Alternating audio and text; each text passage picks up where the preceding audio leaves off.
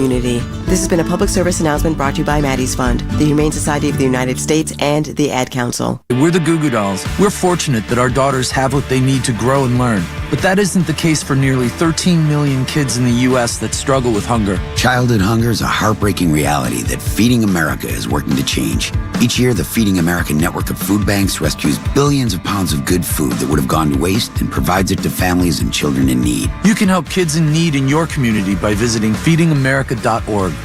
Brought to you by Feeding America and the Ad Council. Broadcasting from the 92.3 The Fan Studio, filled by True North Convenience Stores, WKRK-FM, and HD1 Cleveland Heights. This is the radio home of the Cleveland Browns. 92.3 The Fan. An Odyssey sports station. 92.3 The Fan, 2020 Sports. The Cleveland Browns on their final day of prep before heading south for the season finale in Cincinnati. David Njoku and Carson Schlesinger were the only two who did not practice yesterday. Myles Garrett among the list of guys who were limited. Garrett, though, wouldn't miss Sunday's game for much, just one sack away from the single-season sack record. Joe Burrow, the graveyard target this week, who Garrett has sacked 11 times in 9 games. The most Garrett has sacked any quarterback until his 4-sack game against Baltimore when he sacked Lamar Jackson 4 times and gave him 11 sacks of Jackson as well. Over the past 2 days, 4 teams advanced into the college football playoff semifinals. 4 teams sent home. In an upset win on New Year's Eve, the Buckeyes fell to Miami 24-14. After trailing 14-0 at halftime, Ohio State closed the gap to 14-17 early in the fourth quarter, but Miami's defense ultimately put them over the edge. The Hurricanes will go on to play Ole Miss in the Fiesta Bowl. The Rebels taking down Georgia in a fourth quarter comeback win 39-34, and doing it without Lane Kiffin. Alabama was shut out by Fernando Mendoza and the Hoosiers 38-3. Indiana going on to face Oregon in the semifinals, who took down Texas Tech New Year's Day 23-0. And the Cavaliers back in Rocket Arena tonight, hosting the Denver Nuggets, who are without Jokic. Tip-off around the corner at 7:30. Get all of the latest Browns content filtered right to your phone this season by following the Browns playlist and 92.3 The Fan on the Odyssey app.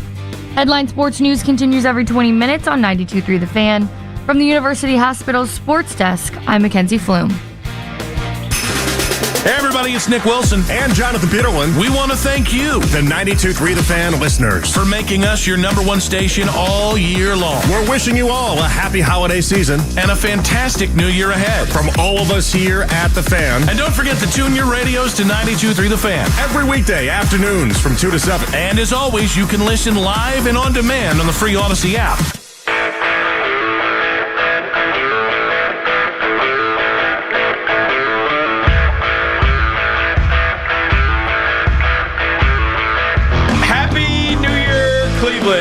Nick Pedone, Coach Riz, Lance Reisland. Coach, what's going on? Happy New Year, dude. Happy New Year to you, my friend. How are you today? Not bad. Back at it here on The Fan. Want to hear from you guys this morning. 216-474-0092. We've got a packed show in store to get your 2026 started. Ohio State Buckeyes. What in the world happened?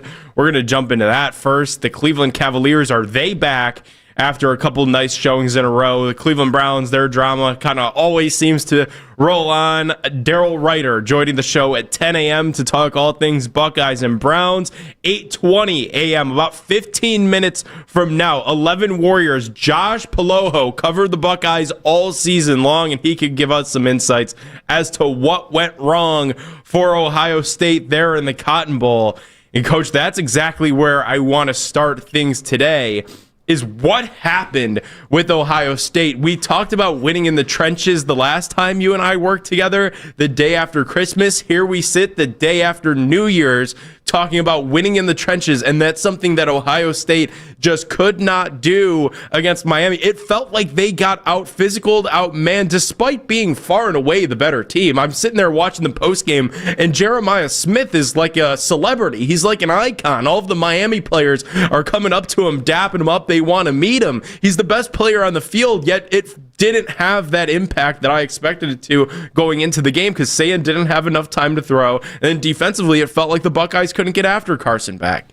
Well, you saw what happens when you lose up front, both sides of the ball, and that was the first half. I thought they competed pretty well in the second half, but that first half, Ruben Bain and company, Mesidor, they completely controlled the line of scrimmage, got them out of rhythm.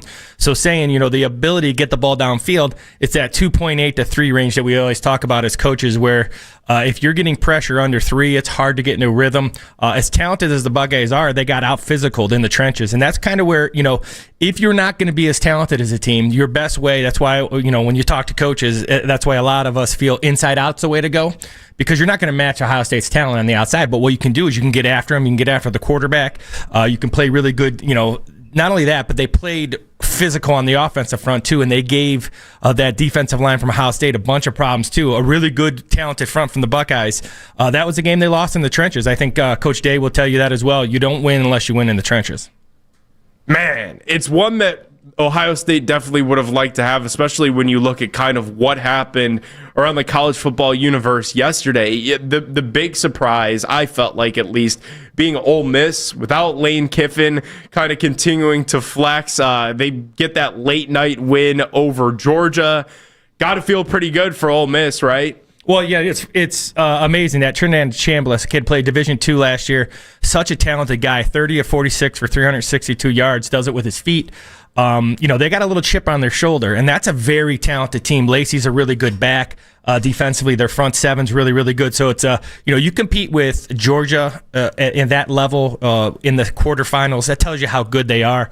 Happy for those kids because they, you got left at the dance, and that's not fun. But they're kind of showing what you can do. You can either fold the 10, or you can get after it. And they looked good yesterday. That was a good football game from start to finish. And a day that wasn't really eventful. The first 2 games were not as good. So a good way to end the quarterfinals yesterday. Yeah, I oddly found myself in that game, Coach, pulling for Georgia because there's something so awkward and so uncomfortable that, like, if Ole Miss wins the national championship, which I don't think they're going to, they have to sit there at their opener next season and probably give Lane Kiffin a ring. And that doesn't really feel right to me. Feels a little weird to me. And his contract, they're still paying him, which I get. That's how contracts work, and you've got to honor a contract. But it feels weird. You're paying a guy, he was courtside at the LSU women's basketball game yesterday. Kind of ironic how the world works. Kim Mulkey, LSU Tiger women's basketball, gets beaten on a buzzer beater against Kentucky with Lane Kiffin sitting courtside. He's cashing checks as Ole Miss is fighting for their college football playoff lives against Georgia, and they're able to get that win. I don't know. I oddly found myself in that game pulling for Georgia just because of the weird dichotomy that after the season they were going to have some kumbaya moment with their old coach. I don't know, just kind of weird things were going on in my brain last night as I was watching that game. Well, it's funny, for me, it comes down to, I was listening to the morning show a number of weeks back, and Ken was talking about, Lane Kiffin. He's not doing anything Lane Kiffin has never done. This is who Lane Kiffin is, and I think you go in this day and age with the transfer portal and NIL, it's much more of a business than it's ever been. So the idea of is, I heard some coaches talk about they're letting their kids play in the bowl game even though they were going to enter the portal because it's the 225 team. And whether you like Lane Kiffin or not, he had a big influence on why, the recruiting and what they're doing at Ole Miss. So I'm a big Pete Golding fan. I think he's an outstanding kind of a guy that can kind of make this work. He's making a name for himself. I always like those guys who are grinders and don't really want the spotlight, and that's what Pete Golding is. But Lane Kiffin is who he is. He's an outstanding, dynamic offensive mind. I know over the years I've stolen tons and tons of plays off him because he really understands matchups and how offense works. But in terms of him leaving and what's happening, that's what college football is now. That is what college football is. He's what he is. If people want to hate him, I get it because you mentioned, his replacement at Ole Miss isn't as flashy and, such a celebrity like Lane Kiffin is, and leaving Ole Miss for LSU, it kind of, is it a bigger stage? Yeah. And do they have more resources? Probably. But it felt no, it's really just a bigger mirror for Lane Kiffin to look into the mirror and say, wow, look at me, I'm at LSU, and look at all of these great things that I've done to resurrect my coaching career, and here I am at LSU, which comes with more social media attention, which we know he cares about, and everything that follows suit in the celebrity side. And we saw that as he's, comes out hand in hand with Kim Mulkey for that women's basketball game yesterday evening. It's just bizarre, dude. And that's just like the landscape of college football, though. So like you could hate him and hate the decision that he made and feel like he left all of these kids at the altar, yet at the same time, he is playing within the rules of the sandbox in which he resides. So you can't get too mad at him. I wanted to pivot this to an Ohio State lens, though, and I want to get your guys' thoughts as well, 216-474-0092, about where we are at as a collective on Ryan Day as we sit here this morning, because you know the lunatic fringe, as Ryan Day coined, out there in Columbus. The guy loses one game and people are up in arms, but I do think people have, to their credit, pointed towards some of the bugaboos that have taken place in big games, notably New Year's Eve. Now I think you're 0-3 in the college football playoff era on New Year's Eve. And I think a lot of people, it's easy to look at Ryan Day when we felt like we had an Ohio State roster that was better than the one that we had last year that won the national championship in a lot of areas. And you could look at the coach and be like, dude, we were a first round out against Miami when Ole Miss is upsetting Georgia. That was the team that we thought we were supposed to be afraid of, was Georgia in the next round, and you couldn't even get past Miami. So what would be your message, Coach, this morning to the lunatic fringe out there that really upset with Mr. Day? Well, you got to be careful what you wish for. You know, Ryan Day is an outstanding football coach, and the expectations are what you want at Ohio State.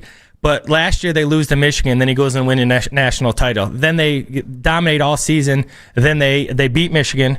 Then they lose to a very good Indiana team, and then they got outmatched up front, and that happens as well. I don't think they were unprepared. I don't think they got outcoached, as you and I were talking about. What does that mean to be outcoached? I think it comes down to, you think about what he's done at Ohio State. You got to be careful what you wish for. His recruiting, what they're doing on a national landscape in terms of NIL and portal and all those things. They're at the top of the heap right now, and you got to be careful what you wish for, because bringing in a new guy doesn't always mean it's going to be better. Sometimes you just got to understand. Well, and that's good. The expectations are Ohio State right now, you have to win every game.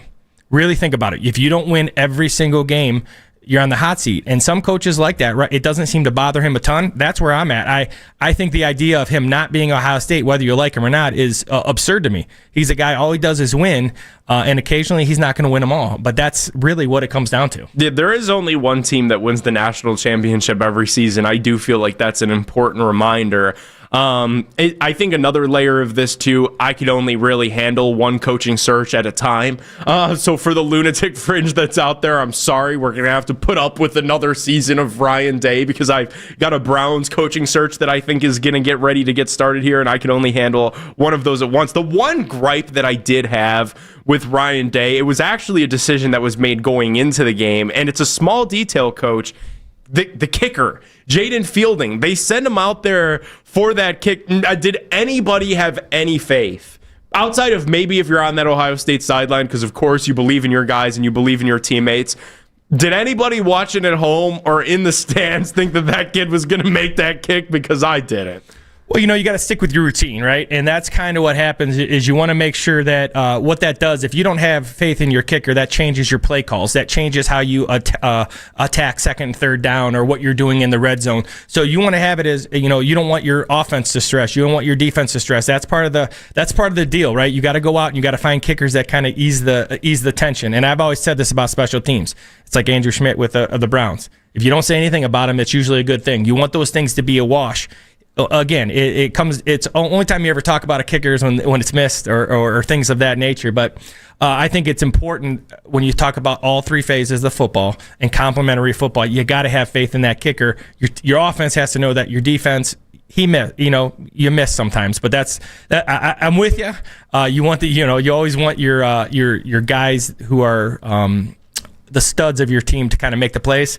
Sometimes it happens where a kicker lets you down. Yeah, just the fact that it happened in the Big Ten championship game, and then to have that happen in the college football playoff after they spent really like 2 or 3 weeks just inflating air into the tires of Jaden Fielding, letting him know, like, we trust you, we need you, we're going to need you in a big moment, and then he didn't come through again. And Ohio State has a backup kicker on their roster, and a kid that does seem to be pretty good, at least what I see on social media. And then I see, like, first thing I saw when I woke up this morning, they offered like one of the top kickers in the nation, was like one of the first orders of business. emphasis after that loss. So I guess to their credit, they're trying to learn from their mistakes, as I don't know that you could bring that dude back to kick next year because whatever's going on upstairs, I don't know. We're going to keep the Buckeyes conversation alive, though. 11 Warriors, Josh Paloha in Columbus, set to join the show in 5 minutes. It's Nick Pedone, Coach Lance Reisland. We're underway, hanging out with you guys till noon right here on 92.3 The Fan. Keep trying. Keep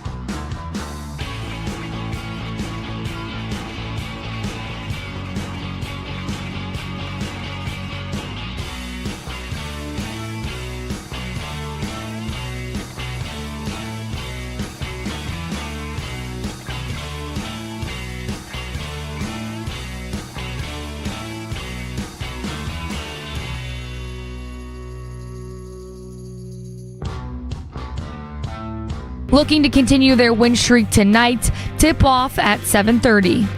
This 2020 Sports Update is powered by Smiley One Heating, Cooling, Plumbing, and Bryant, Cleveland's premier heating and cooling service providers. Headlining sports news continues every 20 minutes on 92.3 The Fan. From the University Hospital's Sports Desk, I'm Mackenzie Flume. Whenever you need to talk about the Browns, we got you covered. We are Sports Radio 92.3 The Fan.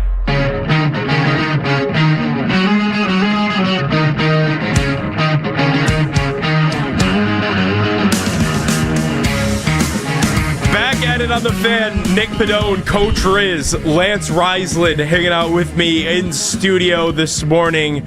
We are also live on the 92.3 The Fan YouTube channel. Go throw us a subscribe there as well. I'm in the YouTube comments, Coach. The Shador argument has not yet started. That seems what they like to do in the YouTube comments, is they just sit there and they argue with each other all day about Shador Sanders. But that's all right, to each their own. If they say time you enjoy wasting is not wasted time. I believe that was one of the Beatles that gave that quote. So words to live by there. We are going to go out to the Fan Hotline, where standing by we have a Ohio State expert, if you will. Josh Paloha joins us on the Fan Hotline, associate producer at 11 Warriors. Josh, how you doing this morning? Good morning, guys. I'm doing about as well as I could be, considering you guys are talking about Shador Sanders and an Ohio State loss. I mean, it doesn't get much better than that, right? Welcome to Cleveland, man. That's what we've got to start off 2026. And I actually want to start you with the absolute insane angle that we can take here, and the lunatic fringe, and some of the people that come out in droves every time Ohio State loses a game and points their finger at Ryan Day and blames him for the loss. And we had genuine people saying that Ryan Day should be back on the hot seat or even let go after this loss in your Cotton Bowl. Josh, what would be your message to those people? Well, I don't want to say I don't want my address to leak, to be honest. No, but seriously, the lunatic fringe, I mean, every single loss that Ohio State has, they're gonna act like it's the end of the world. I mean, it's one of those things where I know you guys are Browns fans. I'm a Browns fan. We're used to losing, unfortunately. Ohio State football, not used to losing. So every loss just seems like I said, the end of the world. So no matter how many games, Ryan Day could win 100 out of 101 games, but that one game is going to be focused on. And you just, in this day and age of college football, the NIL era, you can't win them all. I mean, the college football playoff, it happens. Sometimes you lose, and no matter how it comes or how it happens, you're going to lose some football games. It happens.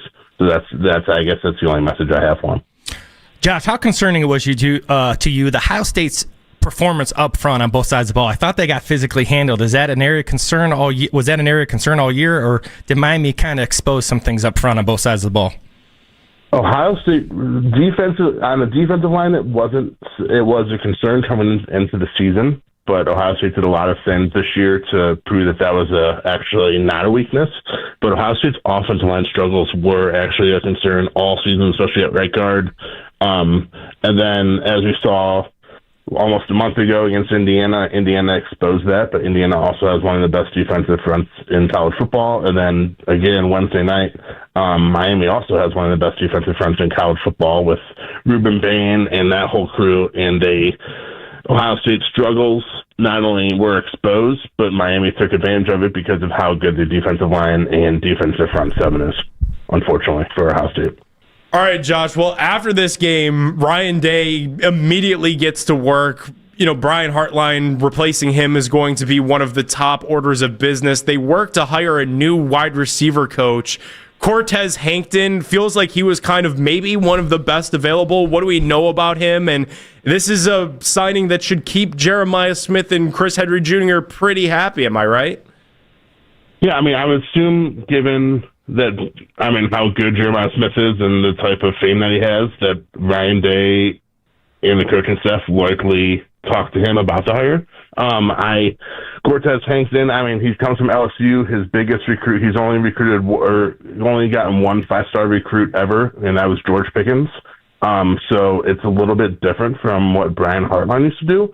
But given Ryan Day's track record with bringing in assistants, whether it be like we all question, I mean, I'm sure you guys questioned it. I definitely questioned it. Bringing in Matt Patricia last year, everyone questioned it, and we saw how that turned out. So I kind of give Day like the benefit of the doubt when it comes to bringing in assistants and position coaches, etc. I have my questions for sure, but it was obviously going to be a downgrade from a guy like Brian Hartline, literally one of the best position coaches / wide receiver recruiters ever. But yeah, it'll be interesting. I do have my doubts and my questions, but I give Day the benefit of the doubt, and hopefully it works out. What do you think the Buckeyes are going to wind up doing at OC to replace Brian Hartline? Because it felt like Chip Kelly would have been that natural fit, but with him going to Northwestern, what do you think Ohio State does to try to fully replace what Hartline did? My dream, I think, at this point for OC is Brian Dable, former Giants head coach. He also was part of Nick Saban's staff at Alabama for a little while. Because in this day and age, Ryan Day has said it time and time again, he wants to be the CEO of Ohio State football. He doesn't want to be like the offensive coordinator like he was in bowl game Wednesday night. And he brought in Matt Patricia to be the head, quote-unquote, head coach of the defense. Last year, he said Chip Kelly was the head coach of the offense. I think this year, I don't think he wants like an up-and-coming flashy hire where he'll hire like an OC, but he also has to help a lot in that room. So I think he wants to hire like a experienced guy, maybe with former like head coach experience, especially in the NFL, and just take over the offense. And yeah, like I said, I'm sure some names will come out now that Ohio State season's over. Some names will come out of the woodwork, but Brian Dable would be my dream hire at this point for that side of the ball. Josh, what do you think, as the Buckeyes get through the winter season here and kind of get over this loss, what do you think position-wise, some things they need to attack and kind of improve in spring ball? Talked about it before. I guess, Jaden Phelan, great guy, but he has his eligibility, so Ohio State will have a new kicker no matter what. That's obviously, kicker was a huge problem. It was a huge hole going into the season. It turned into somehow a bigger hole all season. It was a guy that you can never count on, especially if you guys watched last night's Ole Miss Alabama game or Ole Miss Georgia game.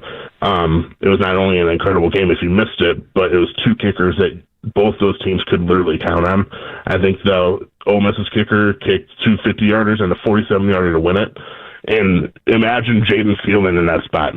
I would not have he probably would have missed all three, but I would have had no confidence that he would have made any of them. So it would be nice to have a kicker that you could rely on. I don't know. Quarterback, offensive line, obviously, there's holes again. So it'll be interesting to see what they do with the offensive line in the transfer portal. Linebacker, I know the best linebacker in the transfer portal as things currently stand is Rasheem Biles from Pittsburgh, who's a Columbus native. He went to Pickerington. He is visiting Columbus on Monday. He's visiting Ohio State on Monday, so that could be a potential big pickup. But I trust this coaching staff that they're bringing in a good recruiting class, a top 5 recruiting class, and then that they'll be able to patch some holes in the transfer portal after not really being able to do so last offseason because things just didn't work out. Josh Paloha, 11 Warriors, joins us on the fan hotline.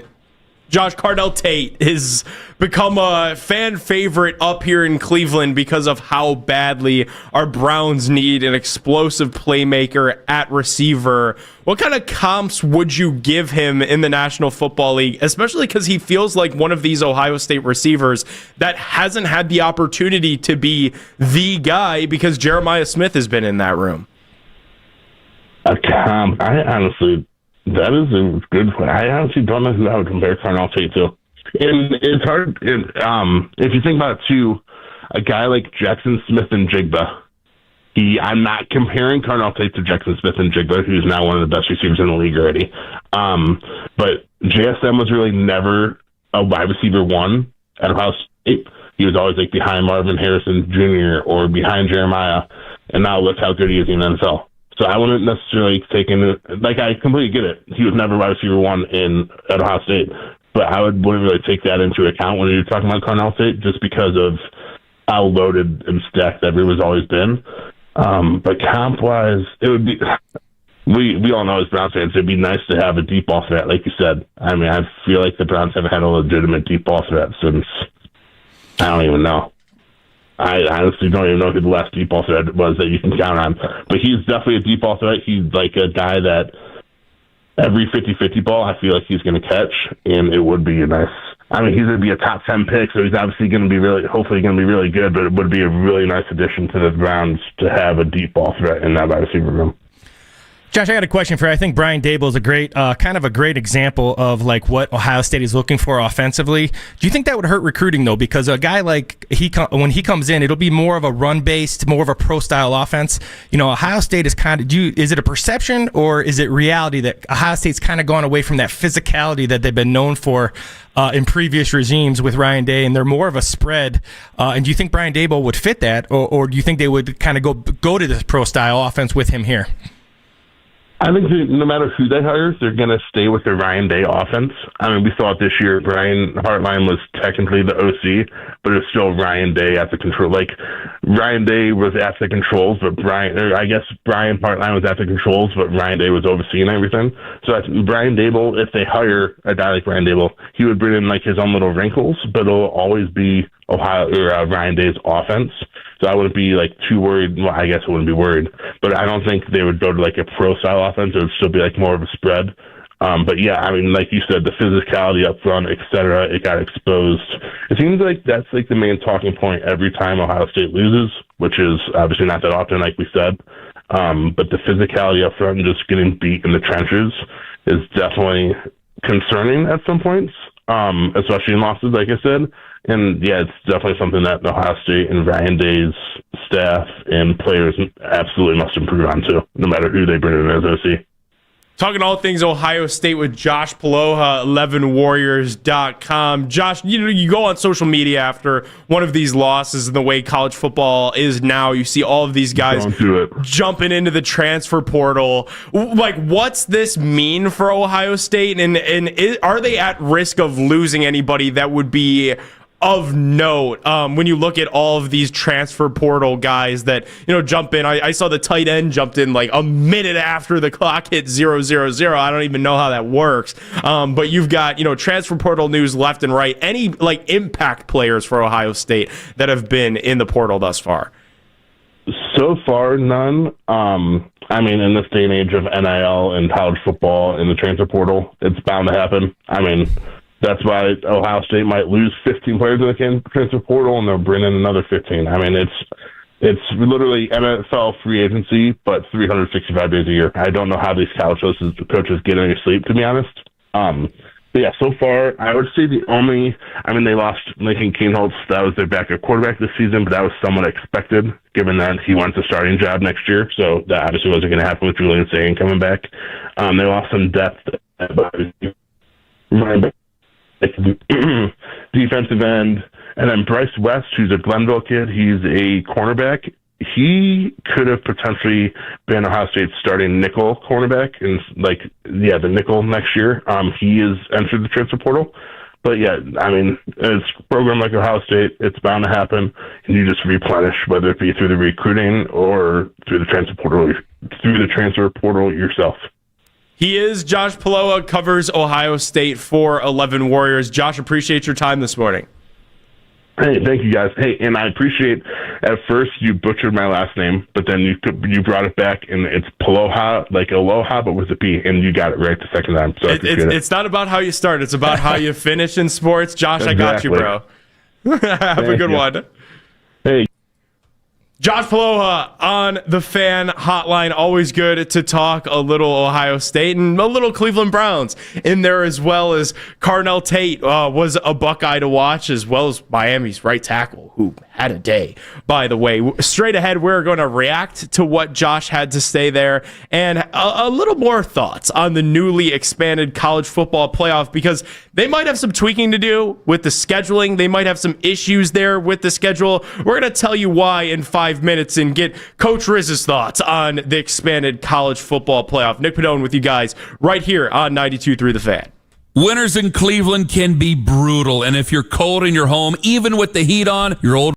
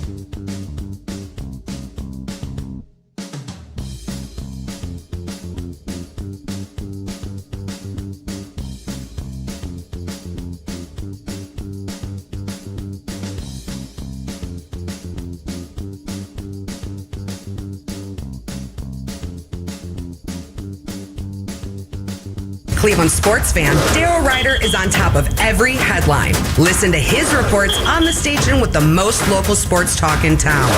92.3 The Fan, powered by Scheiben Jewelers, Cleveland's premier jewelry store. If Black Monday moves affect the Browns, you'll get it here first. We are Sports Radio 92.3 The Fan.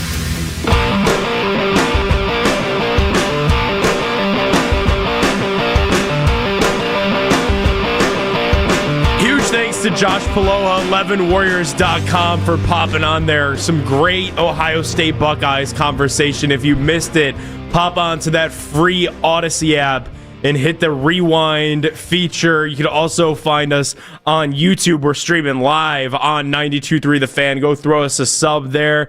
YouTube comments already popping. We see you guys. What's going on in the chat on the YouTube machine? But some really good thoughts and some really good insight there from Josh, Coach. And I thought what was fascinating, he matched what you said, that sometimes in college football, especially in the college football playoff, you just lose. You just get beat. And that's really what happened to the Buckeyes. He mentioned that he felt like you. They didn't get out coached. They weren't out prepared. The Buckeyes were prepared going into that game, he thought. It was just that they couldn't really execute the same way that Miami did, especially because there's a lot of first-round talent on that Miami Hurricanes football team. Well, especially up front. Bain and Mesidor were legit guys that got after it. They did a nice job up front. Jason Taylor's their D-line coach. They did a nice job with twisting and movement and stunts and angles. And that's really what it comes down to. Every time, somebody loses, especially like Ohio State, it always comes down to they got out-coached. There's a portion of, as a coach, you go, and if I'm the Ohio State coaches, you got to go back and say, hey, listen, we got handled up front. What do we need to address there? But they knew where the stunts were coming. There wasn't a lot of free runners. They simply got beat. And sometimes that happens. The other guys get paid too. The other guys have NIL. The other guys have guys who are going to play on Sundays. And once in a while, if anything, you saw when people compared last year to this year, Julian Saint's a lot younger than Howard was, right? And that played in a little bit too. He felt a little pressure, maybe should have used his feet a little better. Those are things he's going to learn from as well moving forward. But yeah, I don't think they got out-coached. They got outplayed, and that happens. Yeah, and Carson Beck, another one of those kind of journeyman, veteran college football players and college football quarterbacks, similar to what Ohio State had last year in Will Howard. And you knew that it was going to be trial by fire for a young quarterback in his first college football season in general. And he lived up to and exceeded a lot of people's expectations during the regular season and finds himself there at the Heisman Trophy ceremony along the way. And then ultimately did get outplayed by Jeremiah Smith or by Carson Beck when it mattered, despite having Jeremiah Smith, despite having Carnell Tate. And I think that's the one thing that left a lot of a bitter taste in Ohio State fans, mouths this morning. But like Ryan Day's at Ohio State, they're consistently elite in the regular season. They're elite on the field. They're elite off it. Look at what's going on in Michigan and kind of the culture nightmare that's taken place there over this last half decade. They're elite at recruiting. The Heartline fallout happened right before the Big Ten championship game gets going. They're able to get, their number one recruit at wide receiver, Chris Henry Jr., to stay, despite his position coach and offensive coordinator leaving to go to USF. So, for the people that want to go absolutely crazy about Ryan Day, he's 82-12. That's absolutely ridiculous. I think when Urban Meyer was getting ready to leave Ohio State and everybody was a little bit nervous, I think if you told yourself you could sign up for 82-12, I think a lot of people would be all right with that. Well, yeah, and they look into it. It's just a really tough business to be in, right? You talk about Heartline people, and I've had people say, "Why would you leave? Why would Lane Kiffin leave?" You got to leave for what they do for a living. You got to leave when they're hot. And right now, Brian Heartline, regardless of what he does moving forward, this is as hot as he'll be. The guys he's got going in the draft, the perception and the reality of his recruiting and how he coaches players and all those kind of things.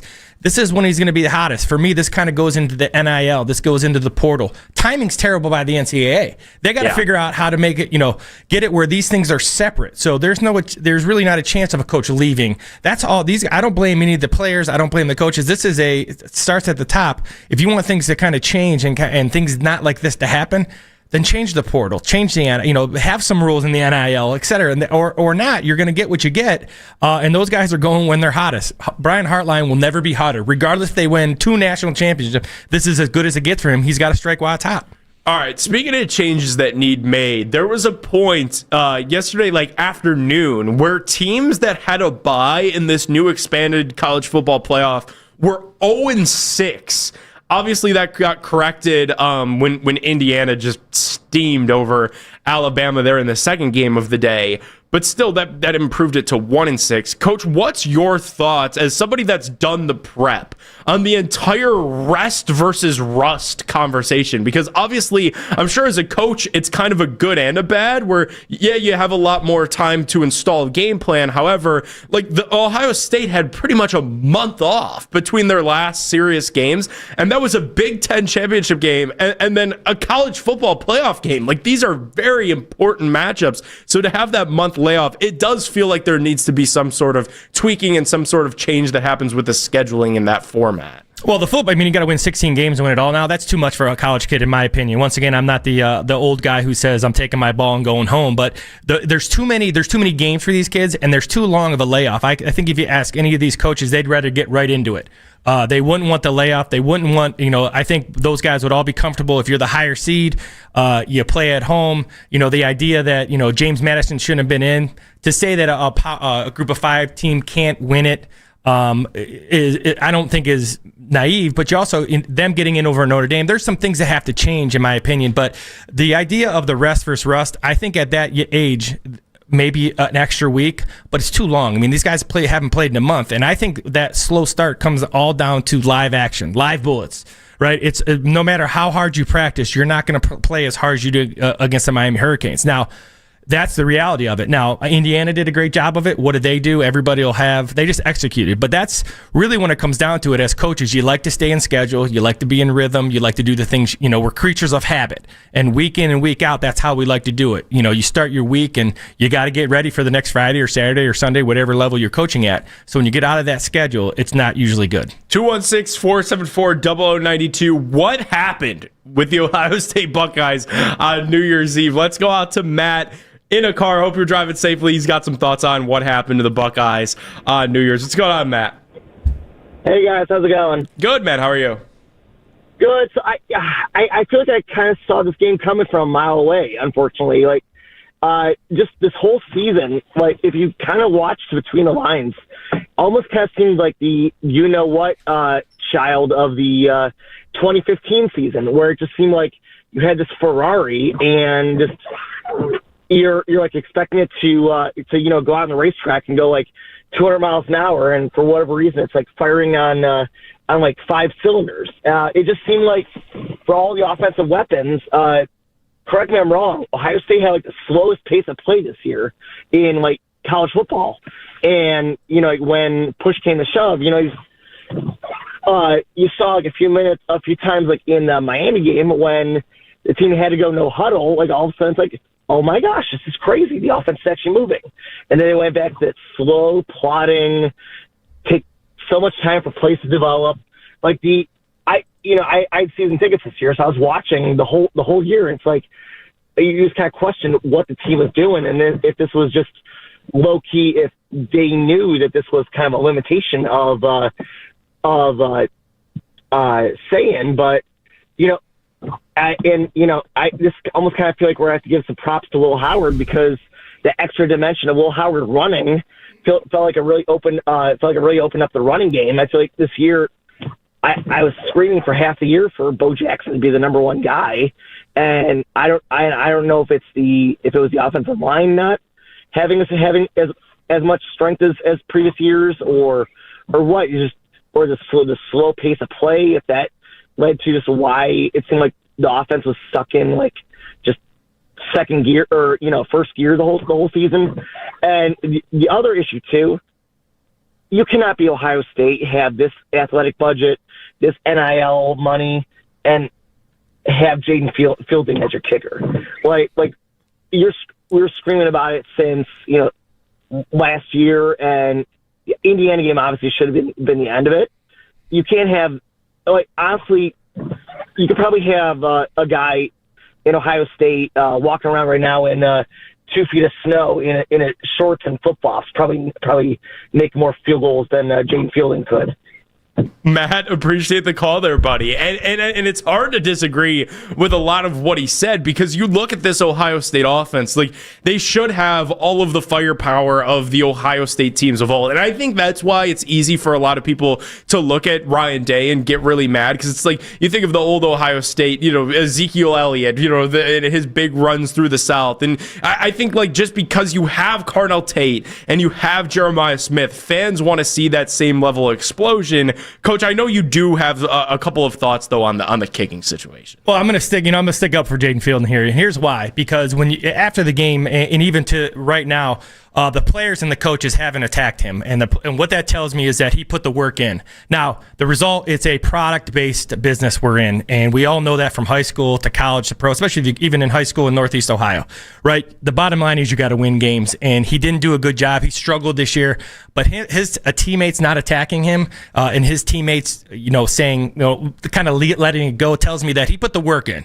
So at practice, he was working at his craft. The product wasn't good, but the process was.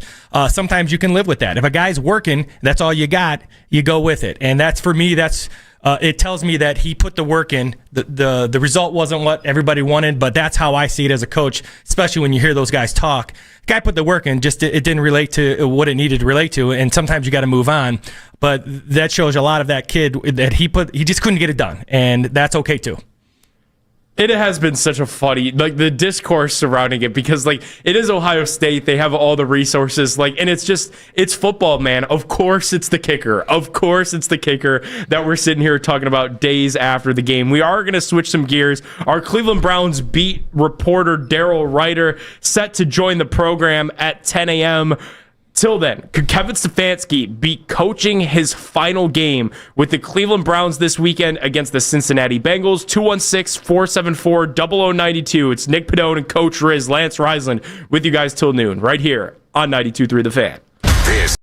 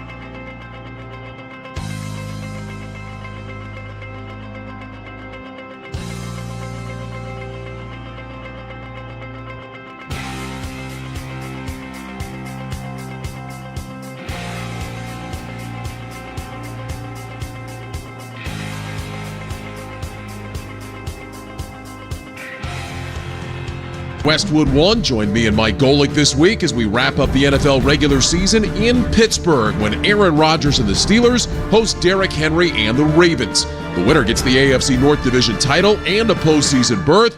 For the loser, the season is over. Final game of the regular season, Ravens at the Steelers on Sunday Night Football. The radio home of the NFL in Cleveland. We are Sports Radio 92.3 The Fan.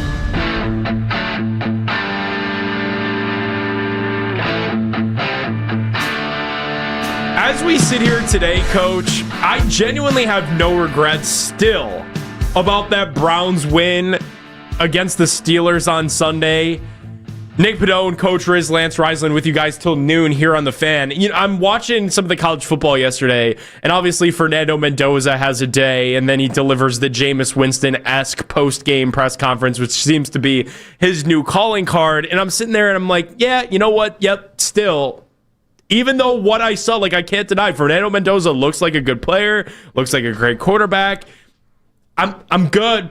I'm going to beat the Steelers when I have an opportunity to beat the Steelers, and I can't sit here on the radio and apologize about it. Like, I beat the Steelers, and they're going to be fighting for their playoff lives on Sunday Night Football, and it's going to be cinema for the rest of America to see, and they're going to have to be reminded that the Cleveland Browns put them in that position and in that situation multiple times throughout the broadcast on Sunday night. I can't apologize for it, even though it seems like Fernando Mendoza and Dante Moore are going to be probably the top 1 and 2 players off the draft board come late April.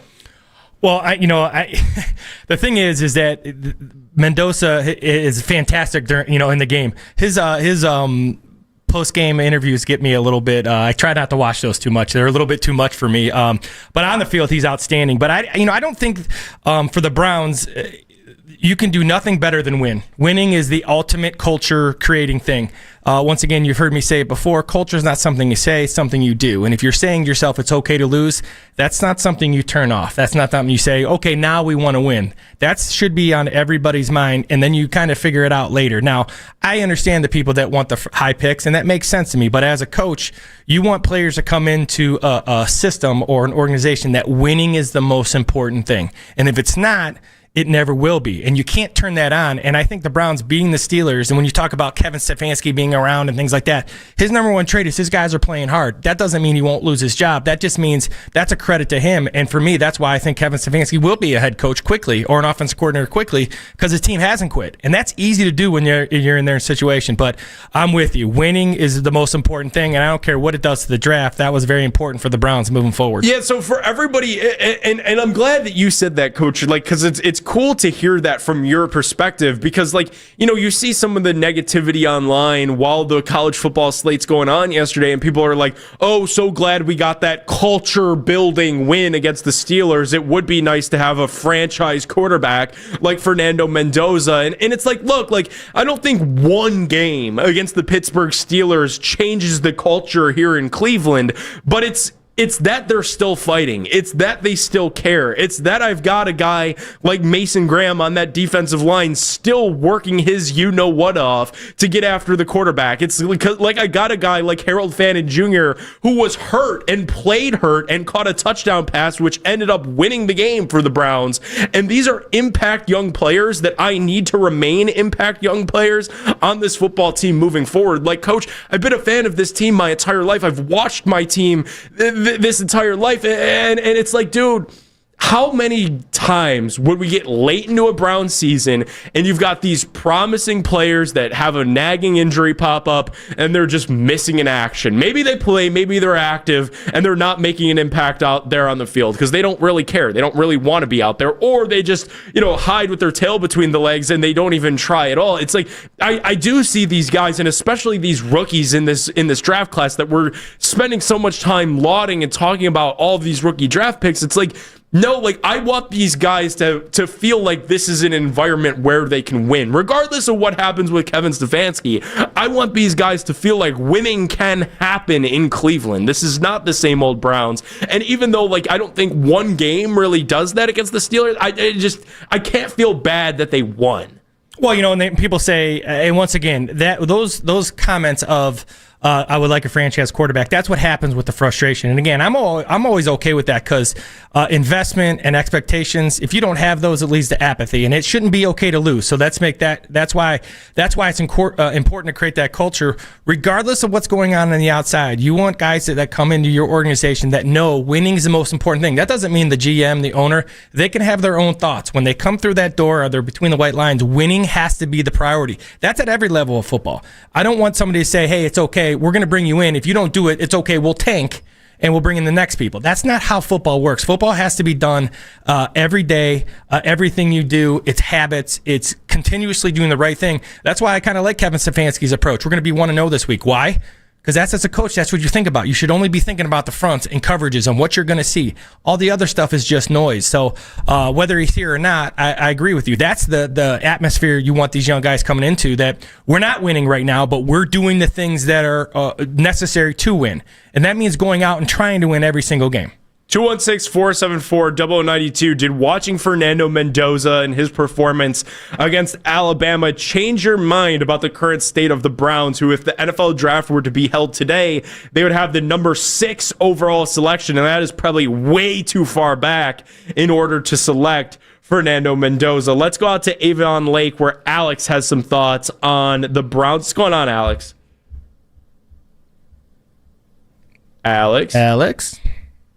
Alex going once, Alex going twice, and Alex is out of there. 216-474-0092. Let's try Larry in Elyria, who's got some thoughts. What's going on, Larry? Hey, how's it going, Nick and Coach? Hey, before about Mendoza, I was going to talk about the coaching position, but about the quarterback, you guys, in your opinion. Not to first pick Mendoza, but later down the road there, I was going to get the coach's position. The kid from Medina, who I saw back in high school, you know what I'm talking about, Allard. What you saw there in Medina High School, how to be able to throw the ball, get out there. But for some reason, he went to Penn State. It was not the same type of quarterback. Do you think maybe it was too much for him at the time? Do you think he could be coaching, or what's your guys' opinion on top of him? Larry, appreciate the call. Coach, any thoughts on Drew? Because that was what, so I'll give you my thoughts on Drew Aller in a really small 30-second sample size, best I can. I was expecting him to come out last season, and then obviously the college football playoff didn't go his way. He kind of melts down in Penn State's final game, runs it back this year. He kind of looked to be that Will Howard character, and it was like, well, Michigan won it with J.J. McCarthy. Ohio State won it with Will Howard. Everybody was kind of looking at Penn State being like, well, this is your year, and Drew Aller had been there and in the program and around the program. Like, coming out, I'm like, okay, I've really got my eye on this situation, and it just never worked. It never materialized. And to Larry's call, like, he did not look like the same prototype young quarterback that he looked like during his time here in Northeast Ohio at Medina. I feel like what happened at Penn State, and certainly the injury, like, it impacted his draft stock. Like, we're not talking about this as a first round pick anymore. Like, when you're looking at Drew Aller, you're looking at this as a guy that you're using Dylan Gabriel or Shedeur Sanders type resources on, right? Well, yeah, it's funny, guy. I actually scouted him a number of times in high school, and my dad, who's a St. Ed's grad, he had a great run when he was a sophomore in high school against some of the elite teams. Now, coming out of Medina, it was kind of misleading, right? Because in Medina, he was the show. So you come out of Medina, they were in empty. Coach Laird over Medina does an awesome job. So they're in empty 3x2. The run game was him. The pass game was him. He was Medina. And that can be misleading because some of his stats are blown up. But he has all the physical attributes. He's big, he's tall, he's fast. He can really throw the football. He's got elite arm talent, all that stuff. For some reason, there will be a guy who thinks, it doesn't take 32, it takes 1. And there's a guy, when you have physical tools like Drew Aller, can somebody get those physical tools to match schematically what NFL teams are doing? He seems like he's very a smart kid. He understands fronts, coverages, blitzes. For some reason, it didn't work out. Now, we'll see what happens moving forward, but that's a kid that when you talk about late round guys who have success, he's the kind of guy that does, in my opinion, because he has all those physical tools. He's been in really good programs in both high school and college. It didn't work out. He's had some struggles, but somebody out there, there's a quarterback guy on an NFL team says, I want Drew Aller if he's there in the 3rd, 4th round because he has those physical tools. Look at us talking NFL draft, and that's a great assessment on just kind of his situation and what to actually expect out of him, because that has been a popular name that I've seen thrown out a ton up here in Northeast Ohio. Let's give Alex in Avon Lake another try. Wants to talk Browns with us. What's going on, Alex? Appreciate you popping back.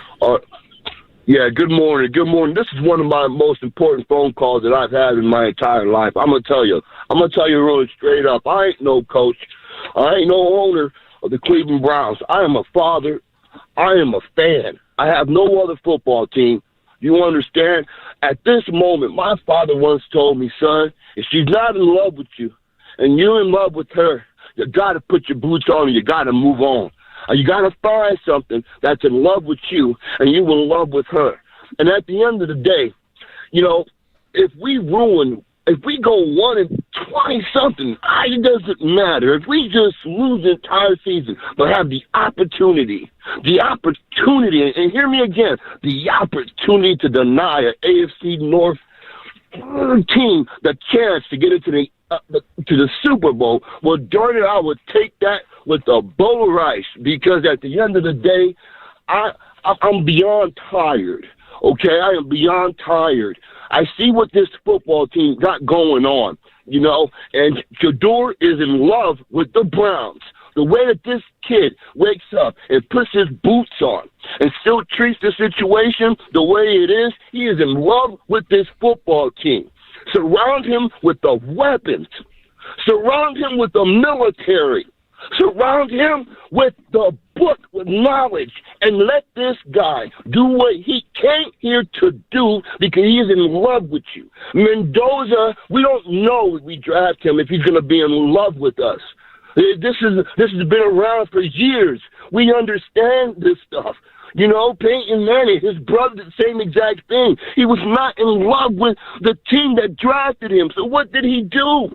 They did everything possible to take this boy and remove him from that situation. And he only got 1 ring.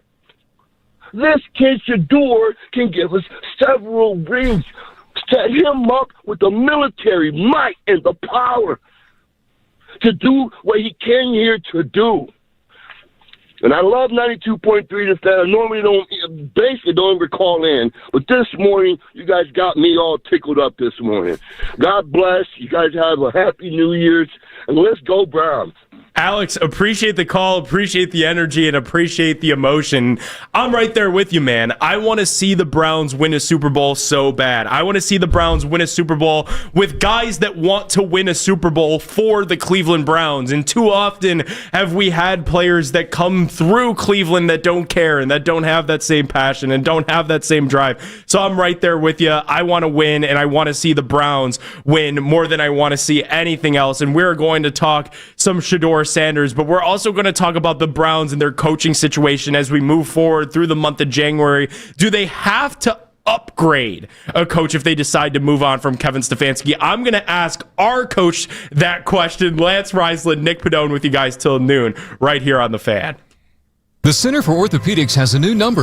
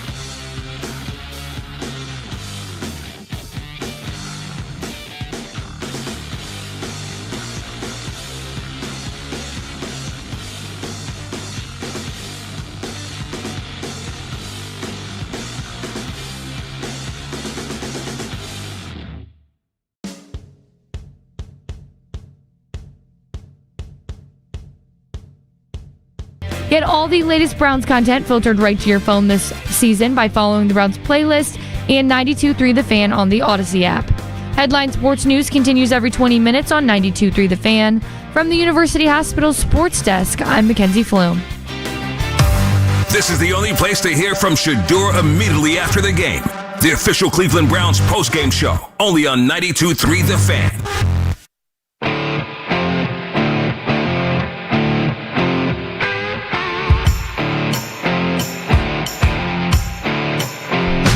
Some really passionate stuff from you guys on the phones out there this morning at 216-474-0092. I absolutely love hearing it. Nick Pedone, Coach Riz, Lance Reisland with me in studio, hanging out with you guys here till noon. Daryl Ryder, our Cleveland Browns beat reporter, set to join the program at 10 a.m. We will pick his mind on what happened with Ohio State. We're also going to talk some Cleveland Browns with Daryl, of course.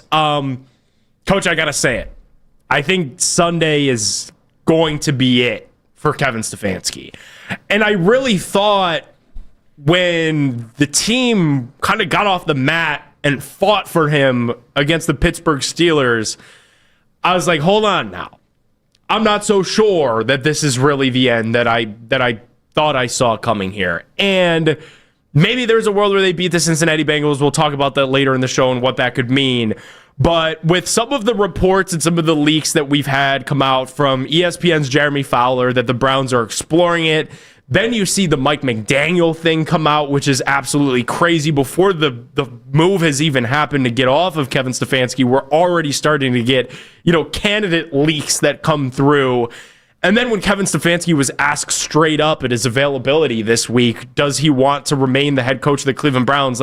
He couldn't give a straight answer. That's three different things that I have going against him remaining the head coach of this football team as we move into next week. I think Sunday's it, man. I think we are going to see the last game of Kevin Stefanski on the sideline in Cleveland. And I think that's noteworthy because we've done so much talking about it over the last couple of weeks and the last couple of months and what the fallout of this season's going to be and all of this stuff. But he's been the head coach here for 6 years. That's the longest coach that Haslam has had in his ownership tenure here with the Browns. So this next hire and what we're getting ready to go through in what I'm expecting to be a head coaching search, this is kind of pivotal in the history of Browns football and the history of where this team goes from here. Because it all starts with the coach. I know everybody wants to talk about who the quarterback's going to be next year and if they're going to package these 2 first-round picks up and go trade for a guy. Or is Shador going to be the guy? Would they dare put Deshaun Watson back on the field? Everybody wants to debate what the QB thing is going to be. But to me, you got to get a head coach because that's going to give you your path. That's going to give you your direction. And Jimmy Haslam has not done this in 6 years. It's been a while since Haslam has done this. We're seeing, some reports out there as well that maybe Andrew Berry is going to be a guy that has a voice at the table and what the next chapter of Cleveland Browns football is. So I'm fascinating to see what happens on Sunday. Do they rip the Band-Aid off Sunday night? Is it a mutual split? Because it kind of sounds like Kevin's done here and he feels like he's taken them as far as they're going to go. I just feel like we're kind of at a precipice now with the game. Today's Friday, game gets played Sunday, and I feel like we've done a lot of talking about it, but no one's had a real opportunity to sit back yet and really have an understanding that this actually could be it, and that's kind of monumental because he has been the head coach here for a long time, and that's something that the Browns have not had much of over the last couple of decades since they returned. Well, it's interesting. So I've been on record. I would like to see everybody or nobody. And obviously in the game of football, it's product-based. But I think Kevin's going to be the scapegoat. And I truly believe he will be the scapegoat. And he said the right things and he's done the right things. And the effort that his teams have played with has been very impressive to me as a coach. But obviously they're not winning enough. And when you're not winning enough, things have to happen. But there's other things. Everybody has their hand in this pot of futility right now, in my opinion. They all have had their kind of hand in whether it's the personnel or how they do things or practice plans. If you get all the way down, again, everybody has their hand in it. And when you start over, you start over. And unfortunately, that doesn't always mean wins right away. That means starting over from everybody in the organization. Some people want everything new. I always laugh. Tell me what preliminary work means. Like, that has to be an agent-based thing, right? What does that mean? That's crazy to me. Like, people say there's been preliminary work done. Like, what does that mean? To me, like, that means it's over. Like, especially because that got out. Like, the Browns are doing, and that quote from Coach there, that's from ESPN's Jeremy Fowler, who put out there that the Browns and the Raiders both have done preliminary work on a potential head coaching change. So if that gets out there and you're doing preliminary work, like, dude, say my fiance got word that I'm doing preliminary work on getting out of our relationship, and that gets back to her, it's over. Preliminary work. Well, you're done. Your thought has crossed your mind. It's over. So the fact that we've gotten to that point where the report comes public that they're doing preliminary work on a change, then we get the report that Mike McDaniel could be a candidate, and again, he's not available. He's currently a head coach. You currently have a head coach who was asked about if he wants to remain the coach next year, and he can't even give you a straight yes/no answer. And Coach, it's kind of the reason to be, and I felt like a broken record on these pregame shows the last couple of weeks. Like, when I say I don't understand why the organization has this philosophy that they don't make changes in the middle of the season because it doesn't do anything. Well, it's like now you've gotten to a point where it's so awkward, it's so uncomfortable, it's weak, and that's publicly facing. I can't even imagine if I feel awkward and comfortable about the situation.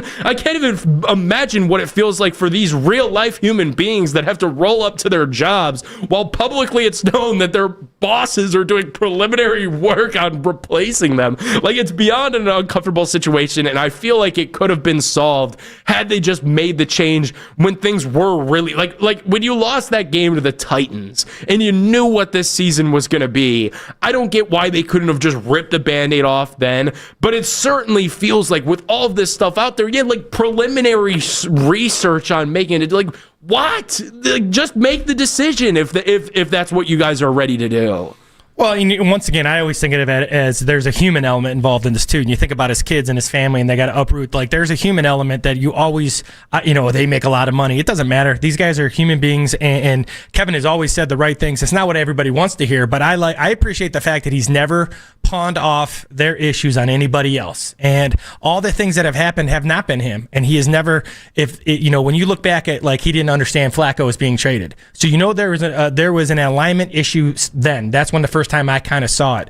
So if there's an alignment issue, he could have very easily thrown Andrew Berry under the bus and say, we don't have this. He's never done that. And when people talk about how hard the team has played, and the idea that he owns it, that is very attractive to other owners, and he's had success. And once again, it doesn't mean he shouldn't be fired. It doesn't mean that's, in the game of football, we all get hired to get fired. Sometimes your message doesn't get through, and that's part of it too. Some of his things they're not working right now. So maybe a new voice is just sometimes necessary. I just have this inkling that we're going to get to Sunday night or Monday morning, and it's going to, I think the phrasing that's going to come out is going to be the mutual split, because I think Kevin feels like he's taken this thing as far as it can possibly go. We're getting reports in real time. This one from ESPN NFL Nation's Jordan Reynaud, who puts out the Giants interview list, is officially public. It includes Mike McCarthy, Chris Shula, the Rams defensive coordinator, who has local ties here because of John Carroll, blue streaks in the NFL, Antonio Pierce, and more, as the Giants are getting ready to cast a wide net. Kevin Stefanski is a name to watch in New York. He will attract serious interest from the Giants if he's fired from the Browns. So these guys are already setting up the next chapter of what's to come in their lives, which they should, and that's what any sensible person would do in life when it comes to and pertains to a career. But it's like, this is all playing out so publicly that I can't see any scenario where they retain Kevin Stefanski going into next season. And that feels bizarre to say because you still have a game that needs to be played. If you beat the Cincinnati Bengals, you will effectively have won 2 games in a row and then part ways with your head coach. But it feels like that's what we're working here towards, because all of this has become so public that they're working on a split and that Kevin might welcome a split. Like, this is just lunacy. And I kind of can't believe that they didn't make a change earlier. Well, you know what? And people have said to me, Riz, why would anybody hire Kevin Stefanski after the last couple of years? For all the things, all the things we're saying, right? He's organized. I watch practice every day. He's organized. But more importantly, the approach he's taken since he's been on the hot seat or since been like dead man walking, right? So you do all those things as a coach, but yet you still come to work. Yet you don't throw anybody under the bus. You continue to try to win games. You continue to try to do stuff. I've seen them set up stuff from previous weeks, so they're working during the week. Those are the things that are, you get those old owners. That's, stability. All the things that he brings. And he's won. Whether you like it or not, he has won when he's had his people. Now, those struggles, his idea of being out here, probably realistic and probably mutual, like you said, because he is taking the grunt of all of this. And this is not all Kevin Stefanski, but that's what you sign up for. If you're a coordinator, a head coach, or a quarterback, this is what you sign up for. Do you think that the Browns would need to upgrade their situation, like as they're doing their preliminary research on making a change, whatever that means? Do you think that they're operating under the belief that they need to make an upgrade at their coaching position, meaning that Kevin Stefanski's taken us as far as he's going to take us, we need to get someone that takes us further than Kevin Stefanski? Or do you think that this is just a situation where it doesn't matter, we need a new voice? Because I'm in the camp of it doesn't matter, we need a new voice. And that's why I think you see guys like Mike McDaniel, which I don't know 1-to-1, that's like an instant upgrade. I think that's, if anything, probably a lateral move. But I do think that they just are kind of ripping up the piece of paper of Kevin Stefanski's tenure in Cleveland and saying, regardless of what has happened and what will happen for him in the future, like in the present day, we just need a new voice in here. Yeah, that's what happens, right? That's why when you're around an NFL team for 6 years, that's a long tenure now. If you think about like the Tomlins of the world, those guys are very, very few and far between. The idea of everybody has to be aligned, and that changes really quick when you get new GMs, or you saw the thought partners of Kevin Stefanski and Andrew Berry. That's even separated, right? So the idea of being around for 6 years, for me, it comes, you just need a new voice. And for him, when they say mutual, that's on him too. And it seriously could have been, hey, we're going to get through this year with you as our guy, and we're probably going to move in a different direction. Then Kevin has been able to say the right things that kind of leads him to his next job. I don't think this is, the bottom line is he's not winning enough games, and his message isn't getting through. Kevin Stefanski did not get dumb. Kevin Stefanski is not a bad football coach. None of these guys are. Sometimes you just need a change of voice, and that's why there's so much change in the NFL at all levels of football anyway. Well, it does certainly seem like changes that are on the horizon for our Cleveland Browns. Could they also be on the way for the Miami Dolphins? And Mike McDaniel does have one thing that I think Browns fans should be looking for in their next head coach. I'll tell you what that is in 5 minutes. It's Nick Pedone, Coach Reisland, with you guys till noon, right here on The Fan. Right at it.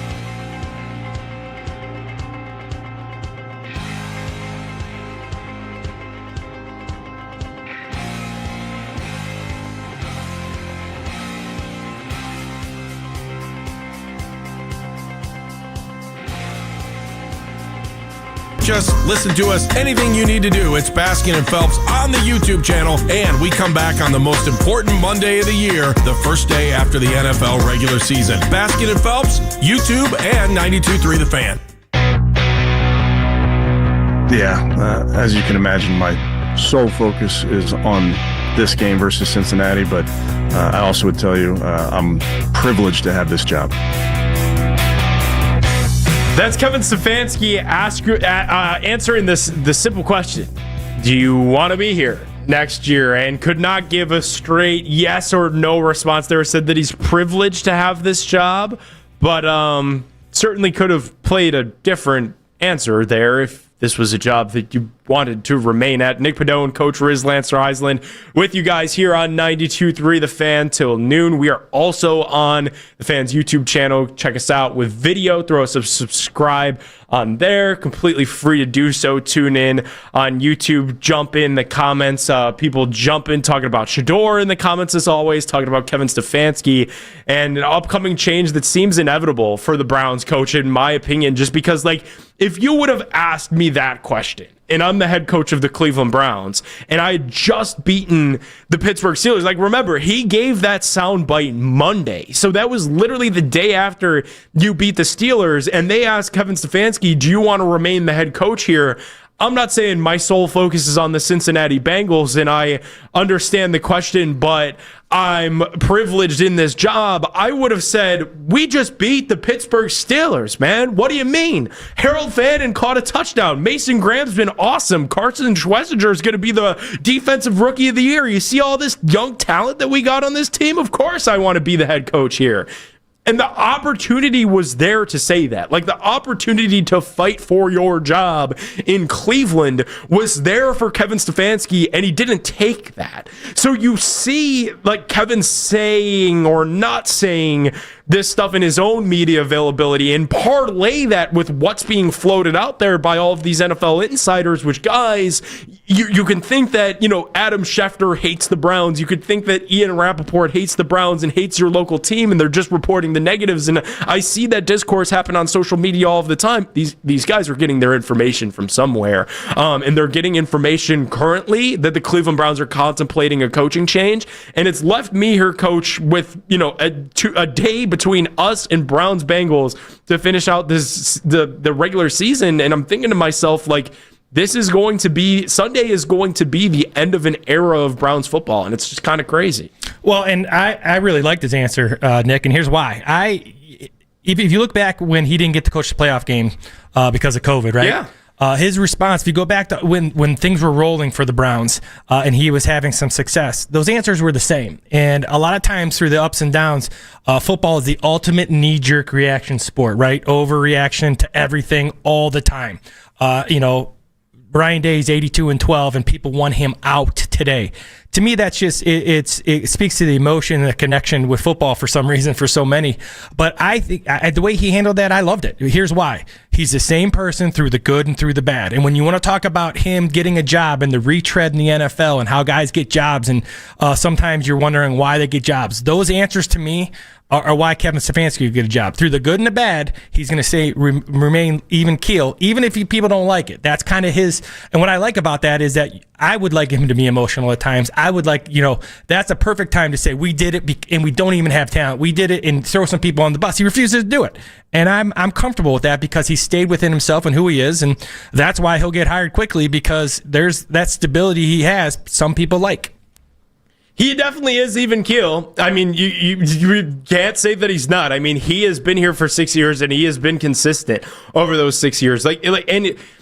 From day one, you knew that this was going to be a guy that was going to subscribe to kind of the way that the Guardians operate, where they don't give you a whole lot, which is fascinating to me when I see like the Mike McDaniel name get floated out there, because his press conferences are a little bit of a different adventure. Mike McDaniel kind of is a guy that wears his heart on his sleeve a little bit more than Kevin Stefanski does. He's not one of these guys that like going to go up there and just completely blow up, but I think he's going to tell it how it is. Like him and Tua kind of got into that public spat this season when Tua threw guys under the bus and said guys weren't showing up to meetings and weren't staying around the facility late. And Mike McDaniel was like, hey, like that was out of line for Tua to say that. Like that's not his place to say that publicly to you guys. Like, so Mike McDaniel definitely offers a different breath. And I think as we get into this, Mike McDaniel does have one trait and one characteristic that I do think is important, and I do think Browns fans should want in whatever comes next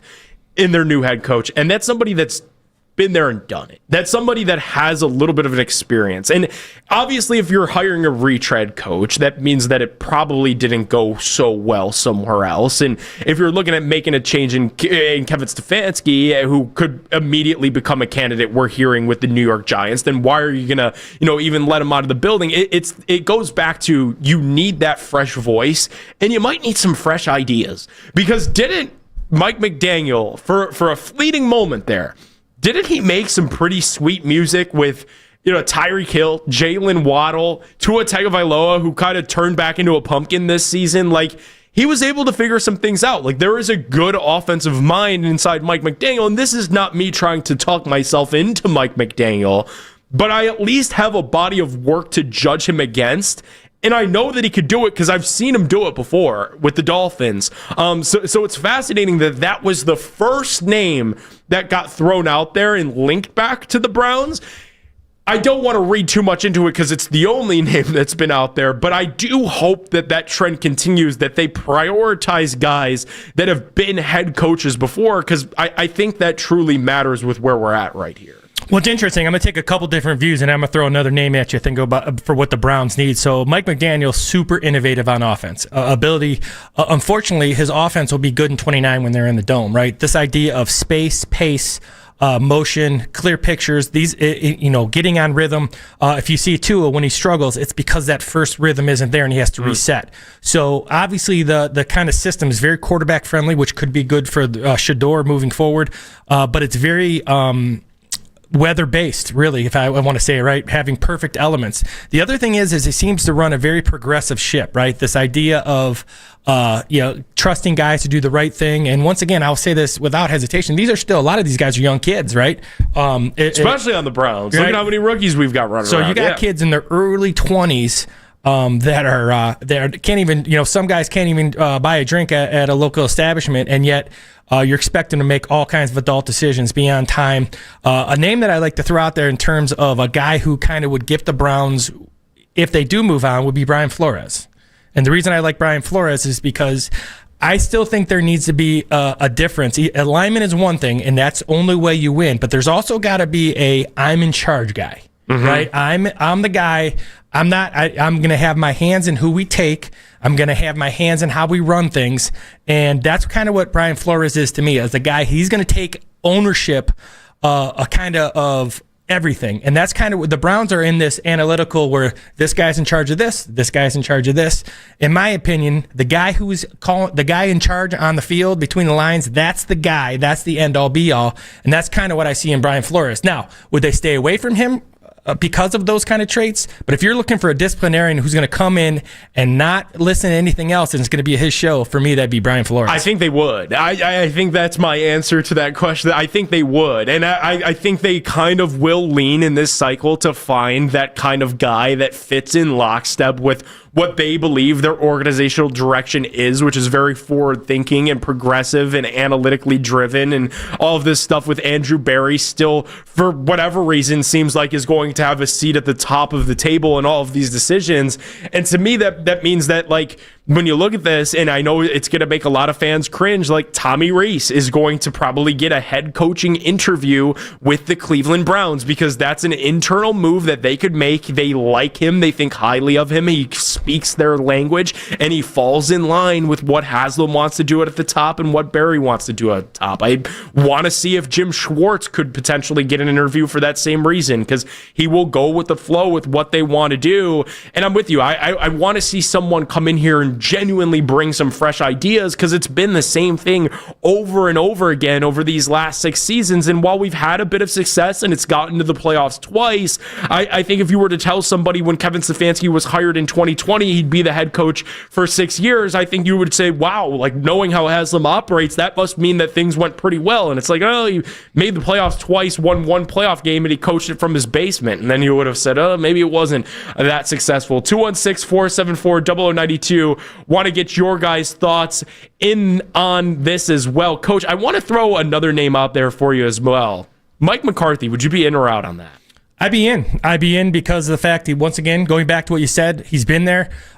You got to think about what is it the CEO type? Are you going for the guy who's going to generally be in charge of everything? Now, Mike McCarthy, as similar to Kevin Stefanski, are offensive guys, and it's just like when Jim Schwartz. Let me give you an example. So Jim Schwartz, everybody wants him to stay around. Yep. I want Jim Schwartz to stay around as a defensive coordinator, because when you become head coach, there's a lot more on your plate. And that's kind of what is frustrating about coaching to me is, these coaches who get jobs because of what they're doing on one side of the ball, then they get to be a head coach and they kind of give that up. And for me, Jim Schwartz I think he could run a great he'd be outstanding. But what I want Jim Schwartz doing is calling my defense, right? And same with McCarthy. McCarthy's an offensive guy. He's done some great things, but he's also done it with elite quarterbacks, right? He's done it with some, guys who, regardless of coaching, who's coaching them, they've had success. So I don't know. I think he's a name that's out there. Once again, the retread that's in the NFL. You got to figure out, do you want a CEO who's in charge, or do you want a yes guy? Now, yes guys, and I don't say yes guys like a guy who manages football. I don't mean that as a negative thing. I mean a guy who's going to come and say, I understand my role in this organization. I don't know if that's what the Browns need right now. The Browns need somebody to come and say, this is my football team. This is what I want to do. This is when we pick somebody, I get the last say. I think that's, if you're talking about change, that's what would bring change to me. Not another guy who's going to be almost in line. And that's, once again, that's not a negative. But you want a football guy in charge. You want a guy that says, I'll give you a Flores example. Everybody was mad at the 2-point play call. That's what the Browns are. That's analytical. That's what we worked on Monday. That's what we go in. That's what the 2-point play chart said. That's Brian Flores would be.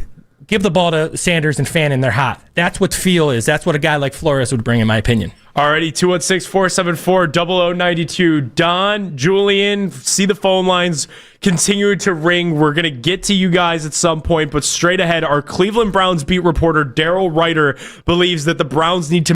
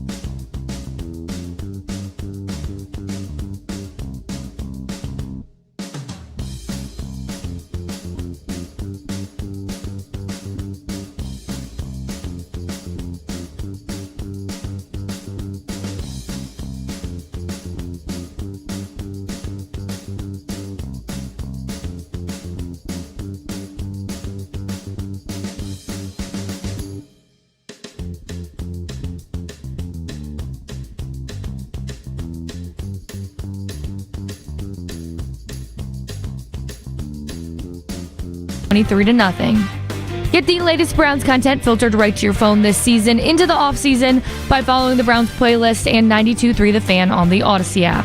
Headline Sports News continues every 20 minutes on 92.3 The Fan. From the University Hospital Sports Desk, I'm Mackenzie Flume. You can now stream The Ken Carman Show with Anthony Lima live on the 92.3 The Fan YouTube channel every weekday from 6 till 10 a.m. Subscribe to the 92.3 The Fan YouTube page now for free.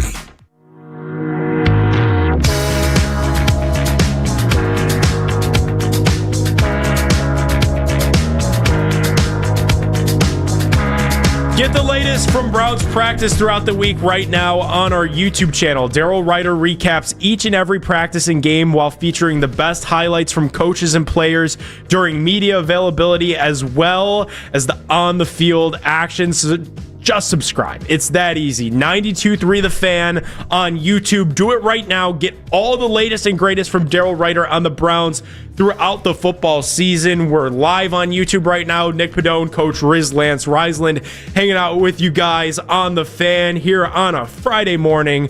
Here till noon. Daryl Ryder set to join the program here in just a couple of minutes. Get his thoughts, Coach, on all things Buckeyes, on all things Browns. As your social media mentions are blowing up over there. People a little upset with you about your Ryan Day take, dude. Yeah, it's funny when you go 82-12, and I understand, I'm getting 0-3 in this game and all kinds of stuff. I'm aware of that, and once again, I'm a big believer in expectations. And when people say, people should be fired or people, this was terrible, that to me, that's an investment and that's expectation. So I'm sure Ryan Day, most coaches, we look at that as motivation. And in fact, most of us coaches, we like that. We don't ever want to be where it's like being a Browns fan. I don't ever want to be where it's okay to lose. And now I think, unfortunately for Ohio State, it's going to happen. And that's where Ohio State has gotten they've gotten to the point where when they lose one, everybody is ready for the X and the next, and you just have to be careful that the next is not always better. And once again, whether you like Ryan Day or not, the guy wins a lot of football games, and that's kind of what it's about. And he's doing it at a high level year in and year out. And I think they're going to be just fine moving forward. He's an elite recruiter, but yeah, people are not happy because I don't want him out, and I'm not going on that ship for sure. Well, let's go out to the fan hotline where our Cleveland sports beat reporter Daryl Ryder is standing by, and I'm sure he's got some thoughts on the lunatic fringe as well. Daryl, Happy New Year to you, my friend. What do you make of all these loonies that are coming after Coach Riz that want Ryan Day fired? I think that that's an impulsive decision, and usually when you make impulsive decisions, bad things happen. Very well said. Daryl, what'd you make out of Ohio State's New Year's Day loss? I know you, like me, like so many of us up here in Northeast Ohio, were watching that game, pulling for the Buckeyes, pulling for Carnell Tate kind of in that game too. But what'd you make of ultimately Ohio State's end of the season? Because you were right. Miami was a team that deserved to be feared.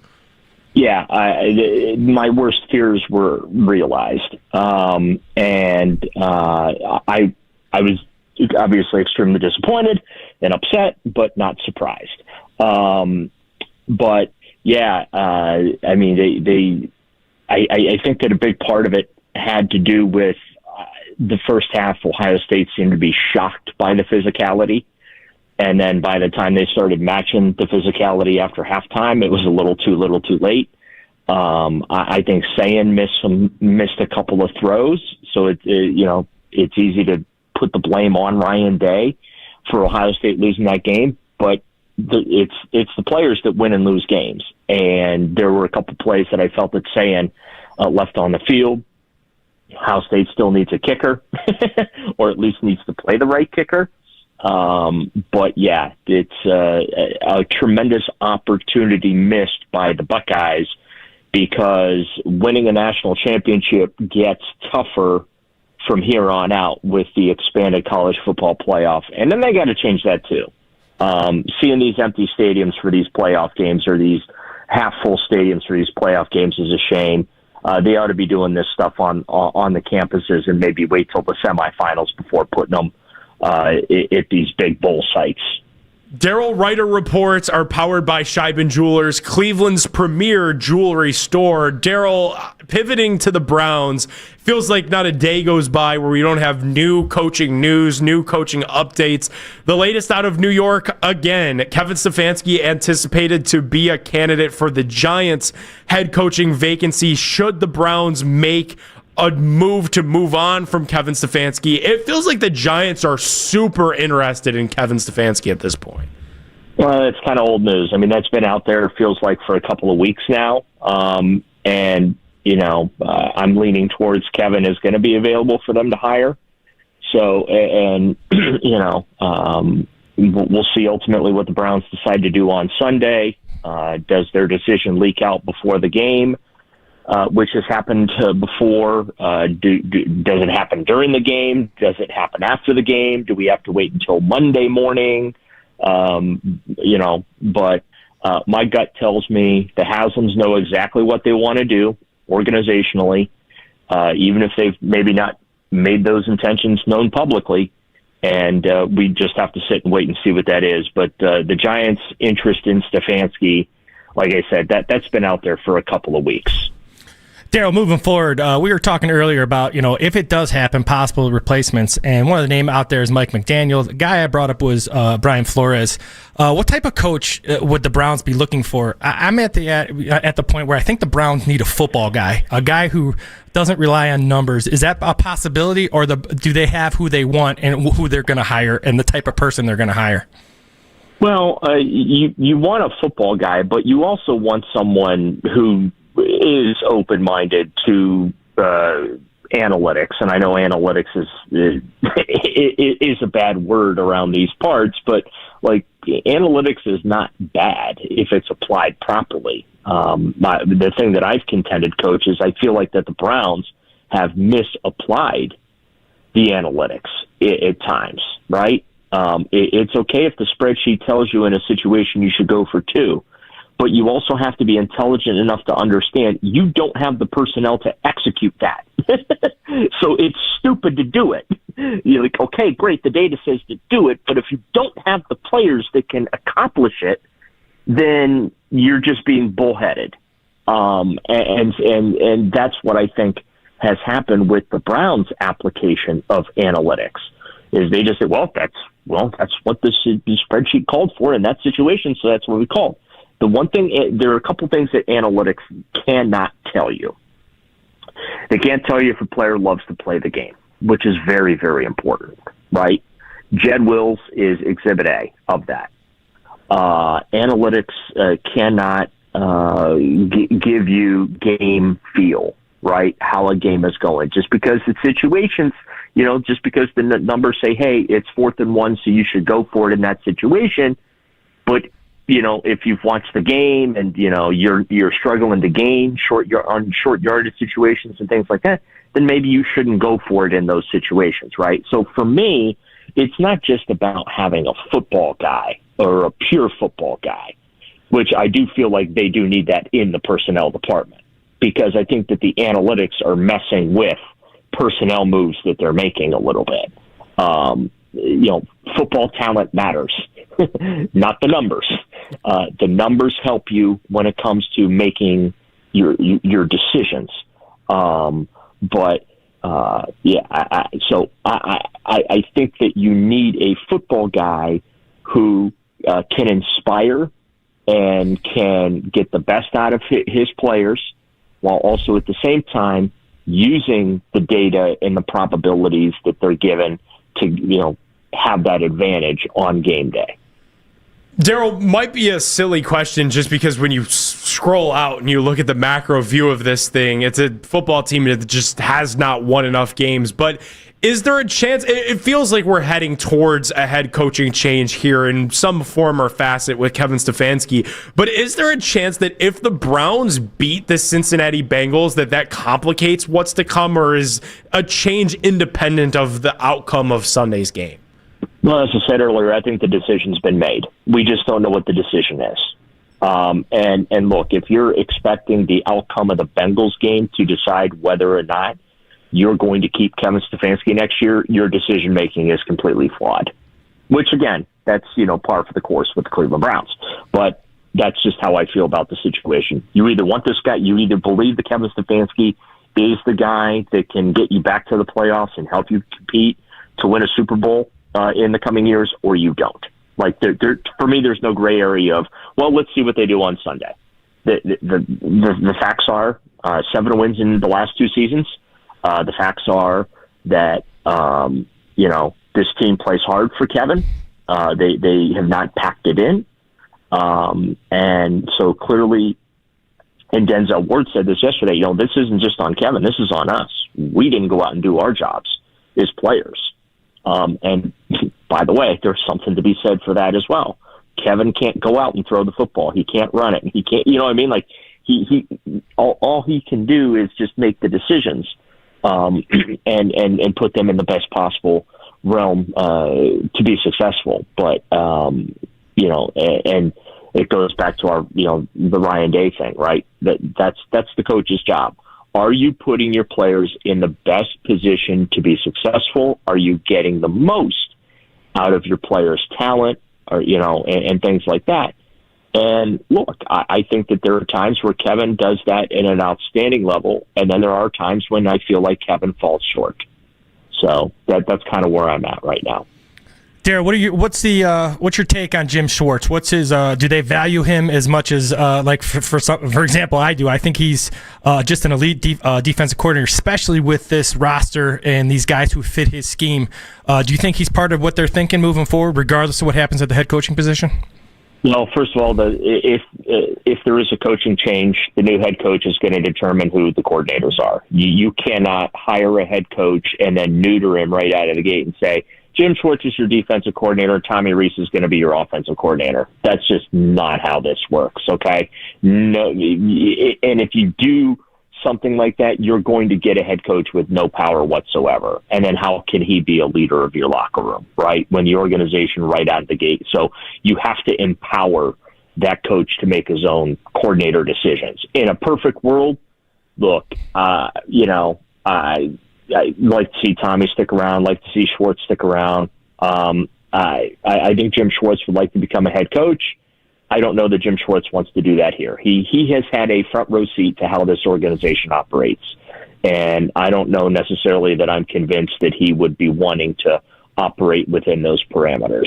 I think he's fine as defensive coordinator here. I think he's, happy with that. But as far as, taking on the responsibilities of being the head coach and dealing with some of the things that Kevin Stefanski has had to deal with in the last couple of years, I don't know that Jim Schwartz wants to sign up for that.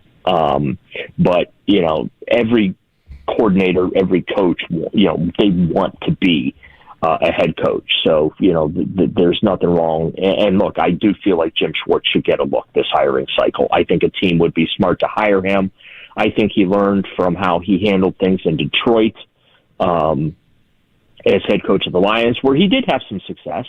And then, you look at what he's done with this Browns defense in the 3 years that he's been here. He's done an incredible job. Certainly deserves a tremendous amount of credit for helping Myles Garrett get to the next level, so to speak. So I certainly would have no problem if Jim Schwartz's name would be on the Browns' short list should they make a head coaching change. But again, I'm not convinced that Schwartz wants to sign up to coach here. He is Daryl Ryder. His reports are powered by Scheiben Jewelers, Cleveland's premier jewelry store. Daryl, appreciate you popping on with us, and we will both talk to you on Sunday on the Browns pregame show right here on The Fan. Or, as we should call it, Coach Watch 2026. That's right. Coach Watch 2026. Happy New Year, my friend. Is that what we're coining it? Well, that's what I'm calling it. All right. You call it whatever you want. All right. Coach Watch 2026 could be on Sunday. Daryl, appreciate your time, and we will do it again on Sunday. He is Daryl Ryder, our Cleveland Browns beat reporter. We're going to react to what he had to say coming up in 5 minutes. Nick Pedone, Lance Reisland with you guys on The Fan here till noon.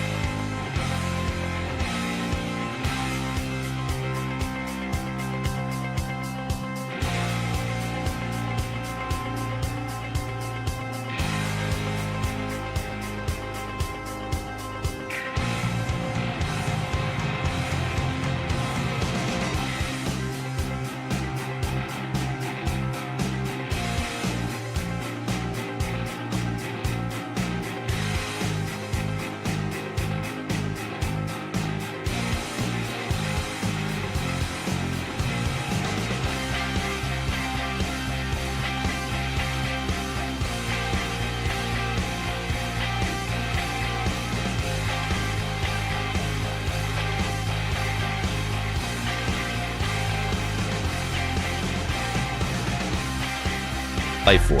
Heed the Call covers every game, every storyline, everything that matters, and we do it all with a touch of mirth. Football is fun. Why shouldn't your football podcast be the same? Follow and listen to Heed the Call NFL podcast wherever you get your podcasts. If Black Monday moves affect the Browns, you'll get it here first. We are Sports Radio 92.3 The Fan.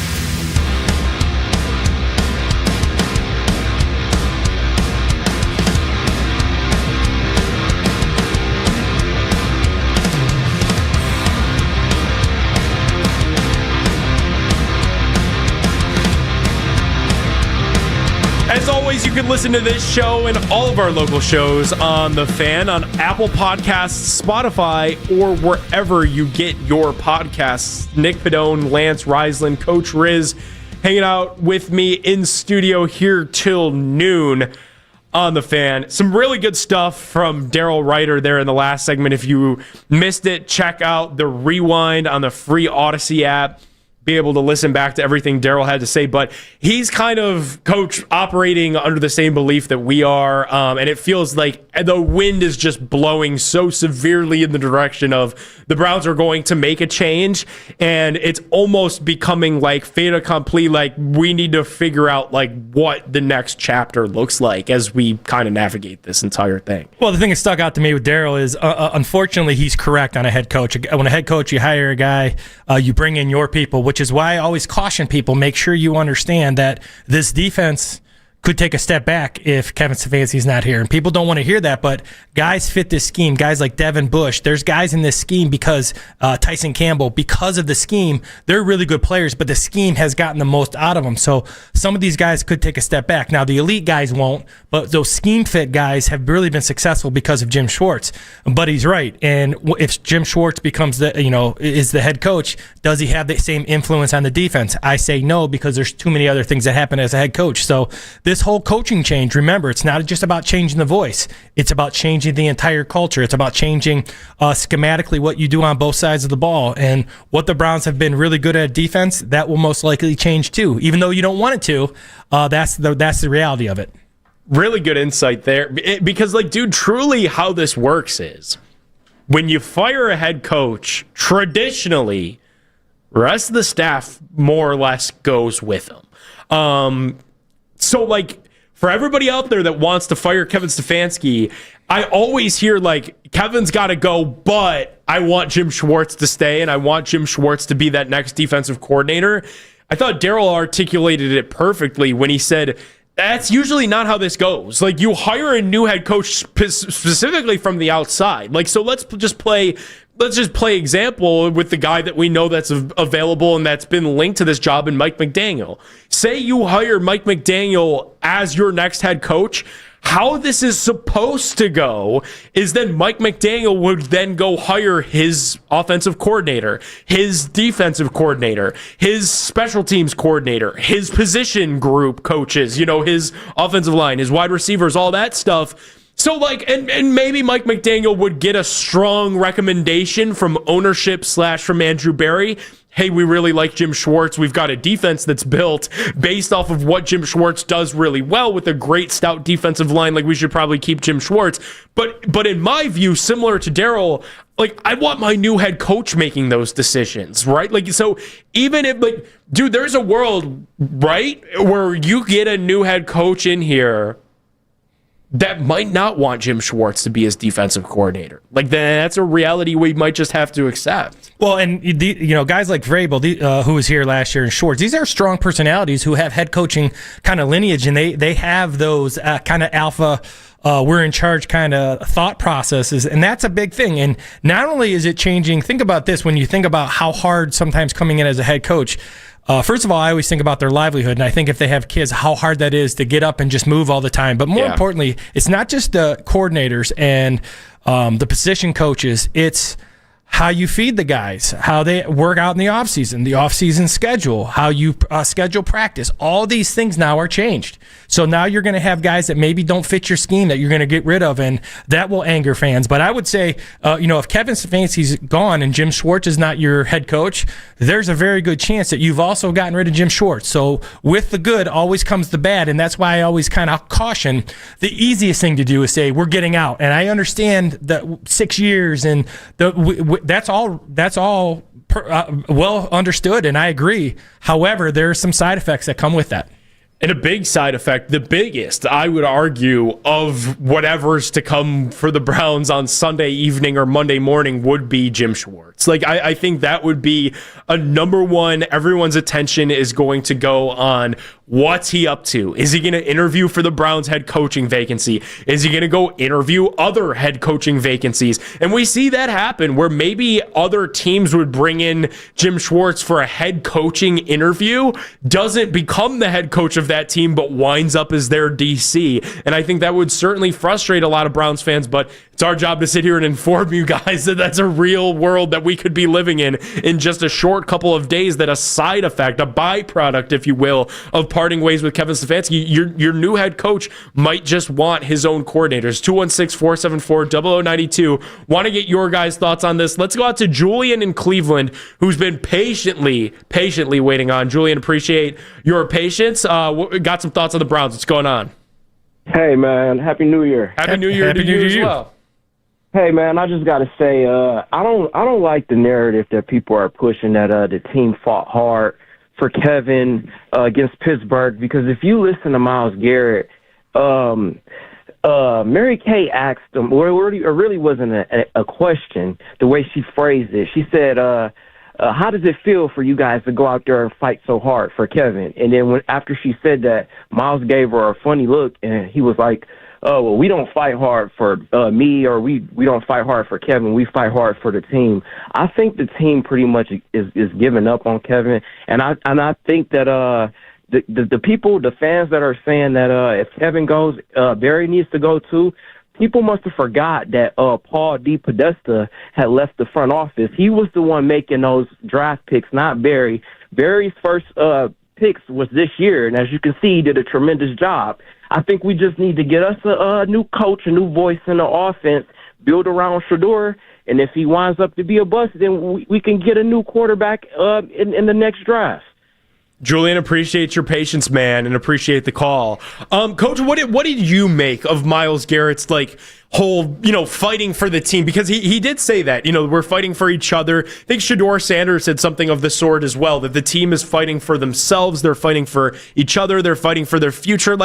I don't necessarily think that's an indictment on Stefanski, though. I don't think that's a shot at Stefanski.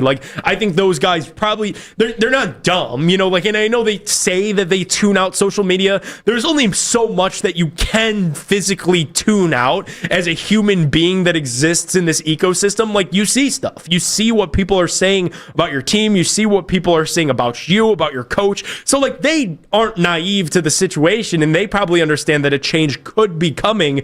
So they're using it to just fight for each other, which is a good thing. I don't think it's necessarily an indictment on Stefanski, what Myles and Shedeur said about fighting for the team, though. Well, I appreciate what Julian said, and there was some interesting comments there by him. I will say this: it's not. I disagree, however, that they didn't play for Kevin. And I don't necessarily say they go out there and they're like, we're going to play hard for Kevin. That's not how adults work. That's not how football works. But you are what you repeatedly do, going to back when I talked about habits. So the habits that Kevin has created has shown that when things go bad or things go well, they're going to stay the course, right? So throughout this whole, when you say that they didn't pack it in or they haven't quit, that's because this is what they normally do. Through the good, through the bad, they go back to work, and they're organized and they're structured and they have a plan. That's part of the good things of analytics, right? You have a plan. This is what we do on Monday. This is what we do on Tuesday. This is our plan for Wednesday. Third and medium, situational, red zone, all this kind of stuff that all coaches do. Obviously, the Browns rely on the number. That's what it meant for me when they said they played for Kevin. They do what they normally do, which is really a compliment to how he organizes his practices and how they've organized that organization. They haven't won enough, and if the argument is he has to go because they haven't won enough, I'm always on board for that. But the way they've played the last couple weeks, we've all watched teams that aren't like that and have quit. They haven't. And that has to be, it can't be when things go wrong, it's all Kevin's fault. And when things go right, he doesn't get any credit. That's not how football works. It's the same as quarterback position. He has his hand in it, just like everybody else, but he also has his hands in the goods. And this ability to play hard when you only have 3-4 wins is very impressive by him and his staff. 216-474-0092. Let's go out to Virginia, where Chris has some thoughts on the Browns. What's going on, Chris? Hey, guys. Happy New Year. Happy New Year to you as well. Happy New Year to you, too. Thanks for taking my call. Just a quick disclaimer. I haven't been a Browns fan for too long, maybe about 10 years, but it was my entree back into being an NFL fan. And I just wanted to say, I agree with you guys have brought this point up in some of the callers, but, you look at football, one of the things you hear is like, well, we got to battle in our division. We got to be able to get out of the division and get to the playoffs, get to that next level in the postseason. And our two biggest competitors, they had off years, but they're still in the conversation here, week 18, right? They're battling them Sunday night. It's the ownership. That's where it's got to start. I mean, I think, I don't know the details. Like I said, I don't know everything, but, Stefanski needs a vote of confidence, because like you guys said, you're going to lose Schwartz, you're going to lose everybody. And give them a couple of years to try this rebuild, focus on a couple spots on the team, bring some players in. And it's like what you talk about with these college guys, right? We need, for the Browns, we need to bring in some veterans when we have another good draft. Chris, appreciate the call. Appreciate you tuning in to us out there in Virginia. We are up against it. 216-474-0092. Todd in Ward 1, a couple others that are getting screened right now. We're going to try to get you guys through the next segment. We are going to turn some gears, though, because the Cavaliers have a big game tonight against the Denver Nuggets, who are without Nikola Jokic. A big opportunity for the Cleveland Cavaliers to get a win, but have the Cavs turned a corner. We're going to jump into what to make out of these couple of games, and a big Cahuta move from Kenny Atkinson in 5 minutes on 92.3 The Fan that I don't think has gotten discussed enough. It's Nick Pedone, Coach Riz, Lance Reisland with you guys till noon right here on The Fan. We all hear the radio ads.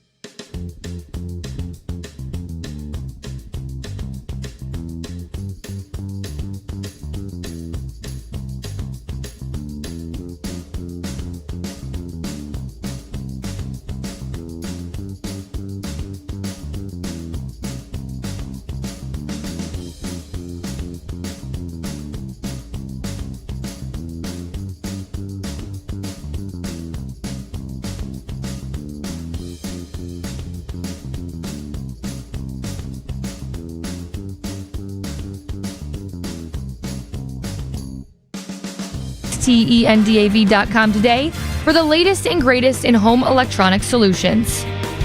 From the University Hospital's Sports Desk, I'm Mackenzie Flume. Going to the Cavs game tonight? Get the starting five during afternoon drive. And make overtime your post-game soundtrack as you head home. 92.3 The Fan.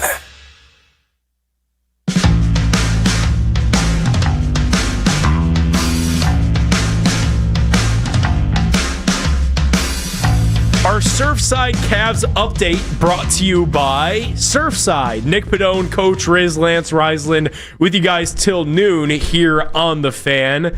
216-474-0092. We're asking you guys, have the Cleveland Cavaliers turned a corner? Obviously, a really nice opportunity to prove that they have this evening against the Denver Nuggets, who will be without superstar big man Nikola Jokic due to that spill that he took the other night. It's not a serious injury for Jokic. They avoided catastrophe out there in Colorado. With that injury, it's going to sideline the Joker for about a month, but it's a big opportunity for our Cavs to get a little bit fat here at the Fieldhouse this evening because you've got two big men that you could deploy against their zero without Jokic in that lineup.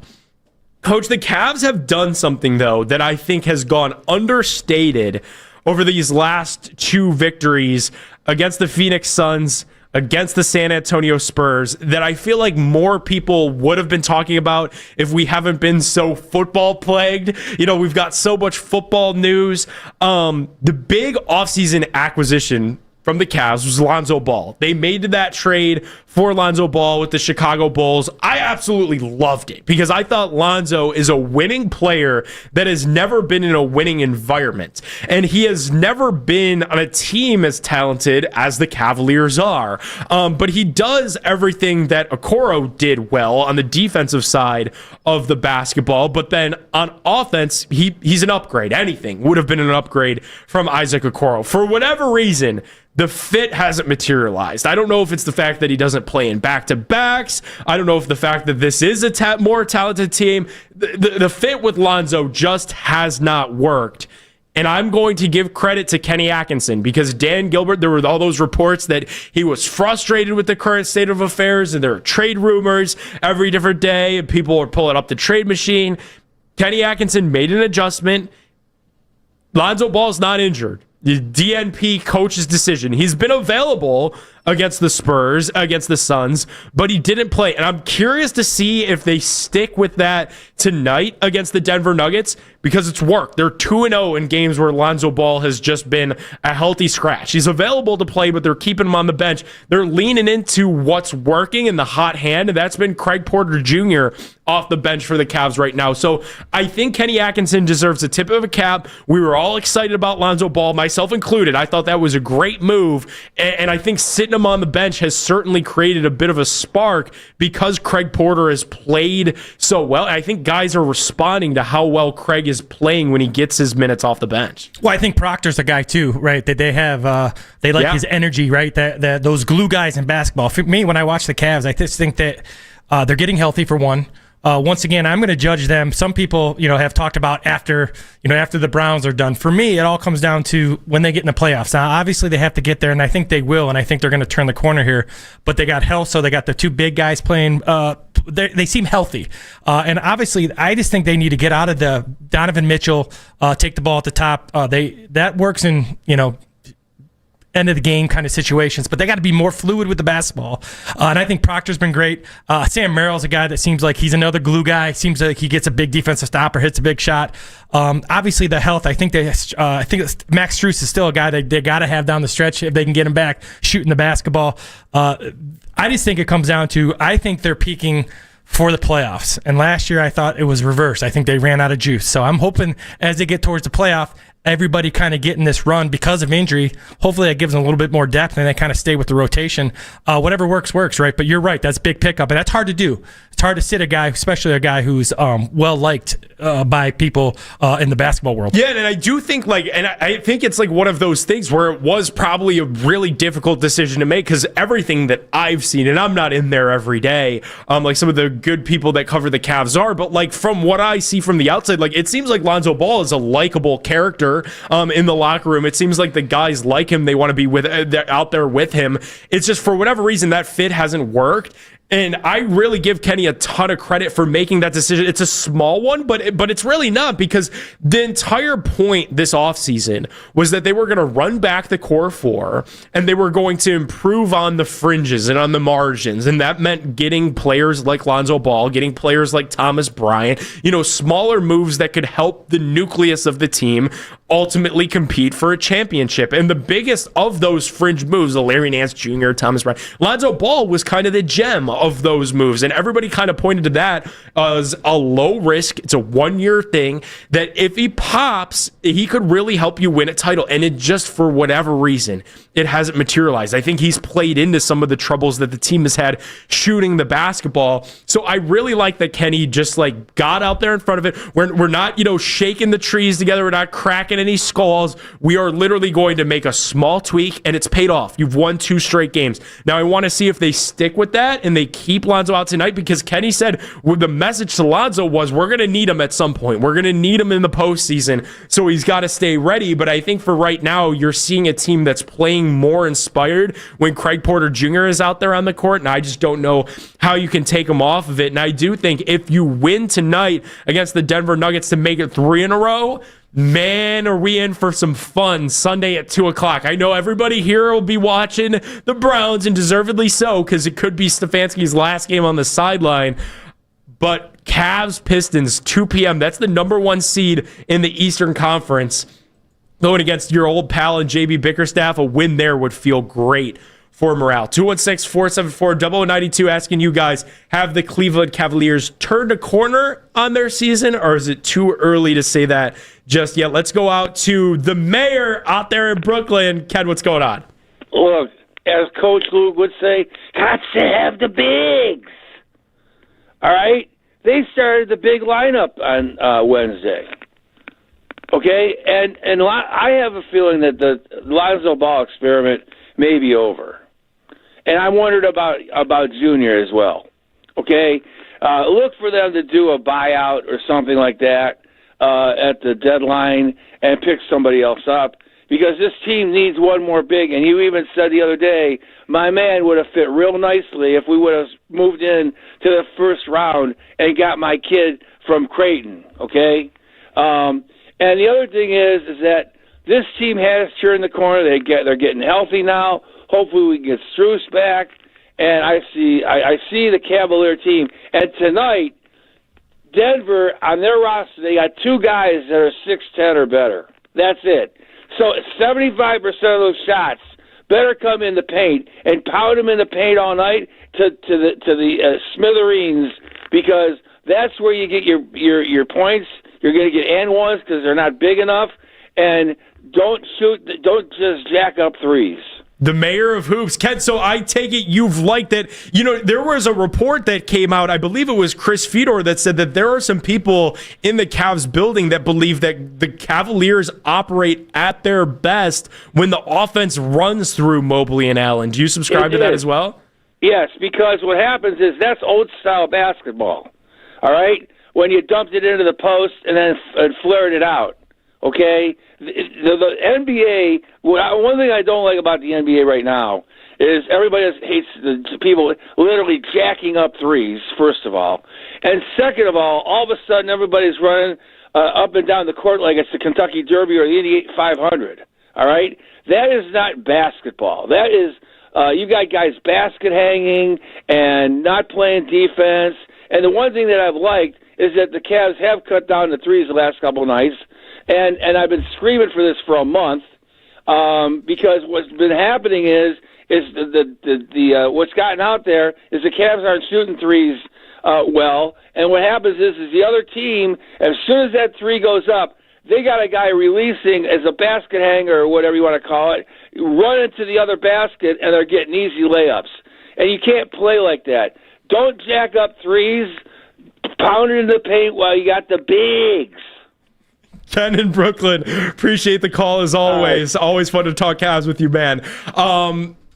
Basket hanging, I believe, is a older word. That's cherry picking for the kids that are out there listening. That means that they're sending somebody out there in transition on a fast break. And I do agree with them. And we've seen the Cavs struggle to rebound. So it has made, like, there was an argument that took place like a week and a half, 2 weeks ago, where Kenny Atkinson wanted the team to focus on offensive rebounding and rebounding more in general, where the team themselves wanted to be more of a fast break transition team because that's the way that the NBA is moving. I hated that argument because like people were kind of like taking sides, like, are you with Kenny or are you with the players? And it's like, no, like you need to be better at both. You need to be a better rebounding team. You have 2 7-foot centers that are paid pretty handsomely. And you need to be better and more athletic in transition. When teams do cherry pick against you, you do have to have a guard back there to fall back in transition to get back. It's a very important element to the game, and unfortunately for our guy Ken there, it's the way that the game is played now in the modern NBA, and it's something that the Cavs have struggled with. Like teams that like to get out, teams that like to turn it into a track meet, Cavs have struggled against teams like that. It's why the Pacers got the best of them last year in the NBA playoffs. So I'm glad that everybody is kind of on the optimism train with the Cavs. I hope that tonight is another turn of the tides and that this team can get back on the straight and narrow because it's a talented basketball team. Is it the only team in the second apron? Yeah, it is. It's expensive. It's the most expensive team in the history of the NBA. I want to win a title. It would be fun to win a title with this team. And sometimes a little bit of patience could pay off. So hopefully that's what's on the premises tonight for our Cavaliers. Our Surfside Cavs update brought to you by Surfside. We're going to transition back into Browns. Todd and Ward 1, Mike and Avon. See you guys hanging on. We're going to get to you straight ahead. It's Nick Pedone, Coach Riz, Lance Reisland with you guys till noon right here on The Fan. This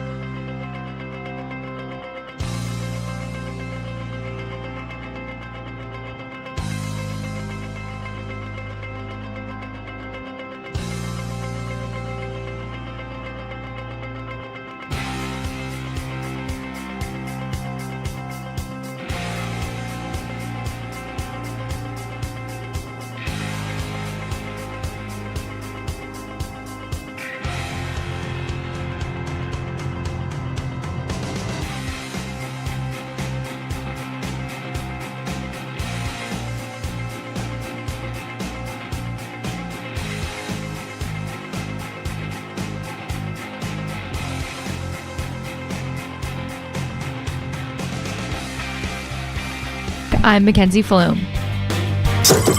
When it's your time in the car, focus on what matters to you. The Ken Carman Show with Anthony Lima. Weekday mornings starting at 6 a.m. 92.3 The Fan.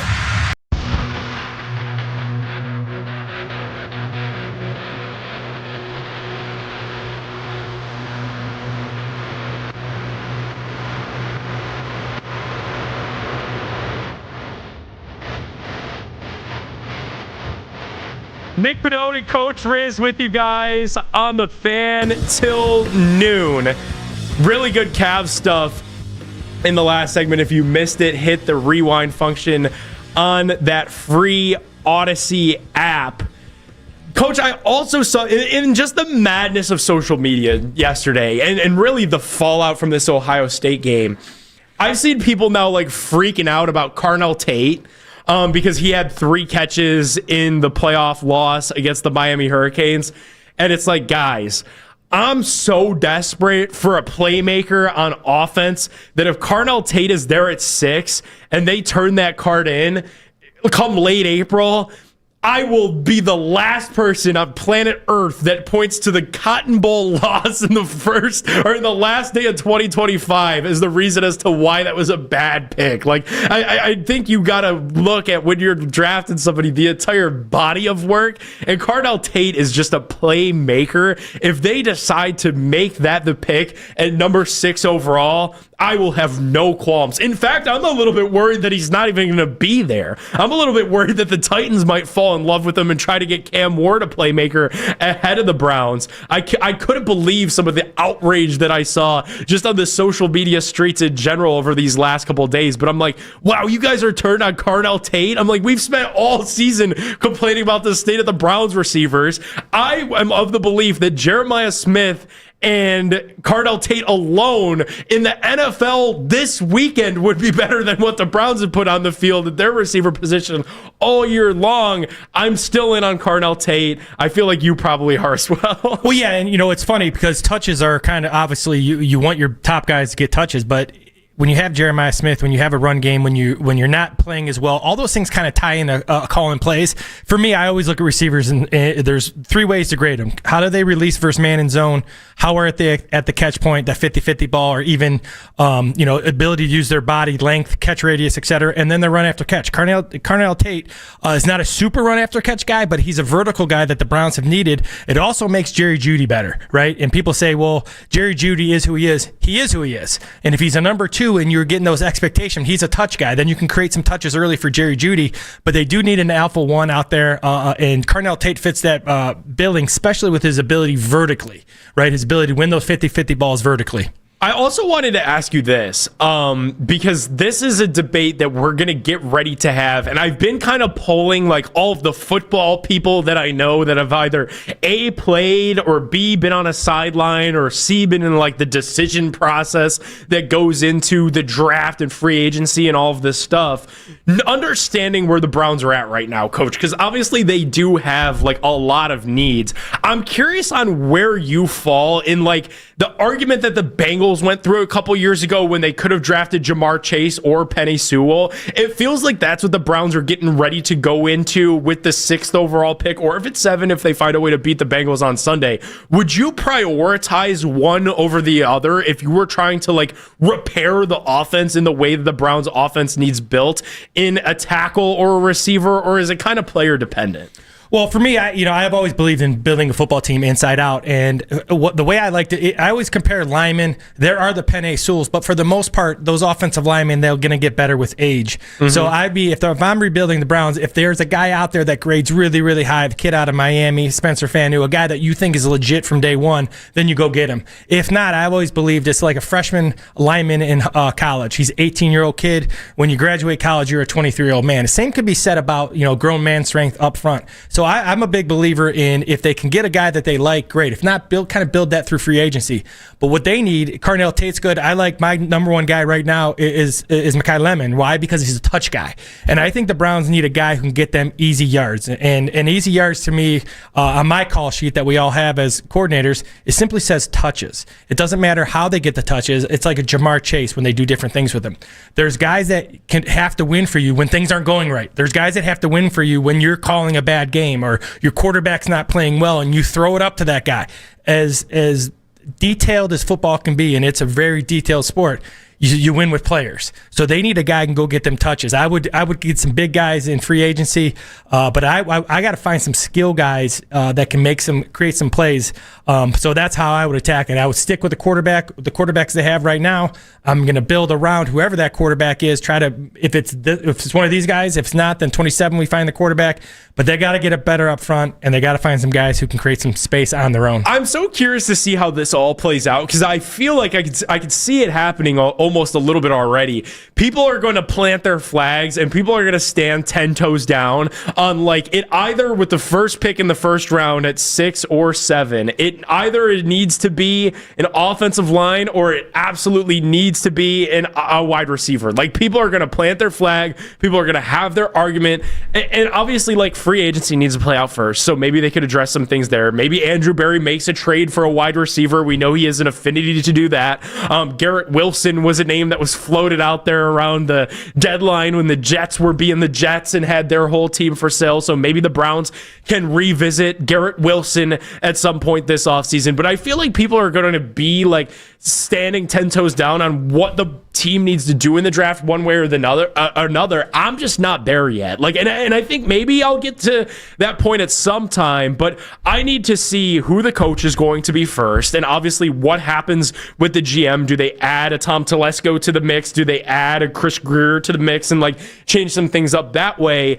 But I just like, as long as it's an offensive player, and I know we had the fun conversation the last time we worked together that maybe Caleb Downs would be a fun pick if you truly feel like he's an Ed Reed type of talent out there in the defensive backfield. But as long as they make strides to me this offseason to improve the offensive side of the football, both on the offensive line and the wide receiver position group, like, I don't think I'm going to have a bone to pick with much of what they do in the draft because like the needs are pretty darn obvious and evident to anybody that's tuned into the Browns all season this year. Like I said, I would say, Caleb Downs for me is everybody has to go through their own evaluation process. And when I look at Caleb Downs, he's the outlier. So when people say you need offense and we're only going offense, I think that's I never wanted to burn any bridges. Doesn't mean you have to take the bridge, but I want to burn it down. And when I see Caleb Downs and I think about Emerson coming back and possibility if JOK can get healthy, and obviously you wish for his health first, as I've always said. But now you're talking generational Ravens type defense when they won the Super Bowl, and then you can kind of hide. And I understand the need on offense, but you don't want to pass on those guys who are generational guys if you feel that's your evaluation. It's just like the evaluation on everybody. It's the only issue, we're all wrong on our evaluations at times, but do you put in the work to kind of see what that evaluation is? To me, Caleb Downs, if Jim Schwartz is your coordinator, even though I believe Ronnie Hickman has been outstanding this year, Caleb Downs is a generational talent. And then you delp down in the box. There's something to be think of. You can't like not look at that, right? And that would be unjust not to look at a guy who you think is that talented. I got him number one on my board, and then I go offensive lineman, then I go skill guys. But again, I think offensive linemen, I like that 25 to 28 year because they're grown men. Skill guys, get me some guys in space, and that's kind of how I'd build it, starting with free agency. Let's see if we can get some guys to improve this offensive line, and then go get some guys that can make some plays. Obviously, order of operations, they are going to have to solve their what seems to be a question mark at head coach as we sit here right now. We don't know if it's going to be Stefanski. We don't know if it's going to be somebody else. Our Browns beat writer Daryl Ryder said that the decision is likely made, and it's just unknown to us right now. 216-474-0092. Let's go out to Todd in Ward 1 that's got some thoughts on the Browns. What's going on, Todd? So, Nick Lance, it would be so fiscally irresponsible to let Stefanski go this year when he's got a full year left on his contract. And you have to acknowledge, well, you don't have to acknowledge if you don't want to, but the truth is the Browns' poor season was mainly because of poor player play and not because of poor coaching. And the coaching had some questionable spots, but there was more poor player play than there was poor coaching by Stefanski. And then if you, I'm listening to you, Lance. I've heard your logic before, and I don't think that it's fully off base here. But at these 25 to 30-something-year-old good offensive linemen that are already in the league are available next year, the Browns don't have enough to give up without making this season worse than what it is this year in order to get those offensive linemen in a trade. They need to go into the draft and get these linemen. That's for sure, man. That is one. And by the way, in exit, Tate, although a great pass catcher, leaper, he is not going to separate well with these fast defensive backs in the NFL. And Miami taught the Buckeyes a lesson just in that regard. All right, no Tom. further comment. Appreciate the call. I'm still in on Carnell Tate.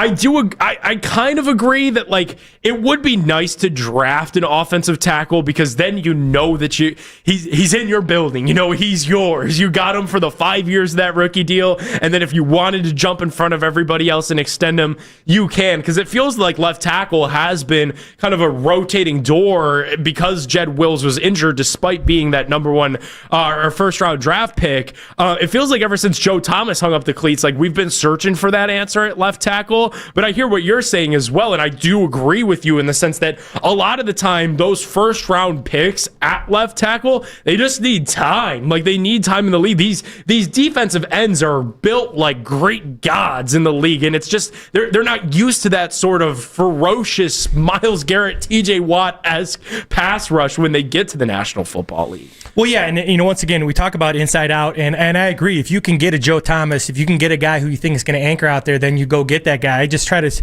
and he's also very right in terms of how it goes back to the Deshaun Watson kind of thing. The Browns have strapped themselves financially in some certain situations, but I think a great example of why the Browns need to work inside out would be the Ohio State Buckeyes.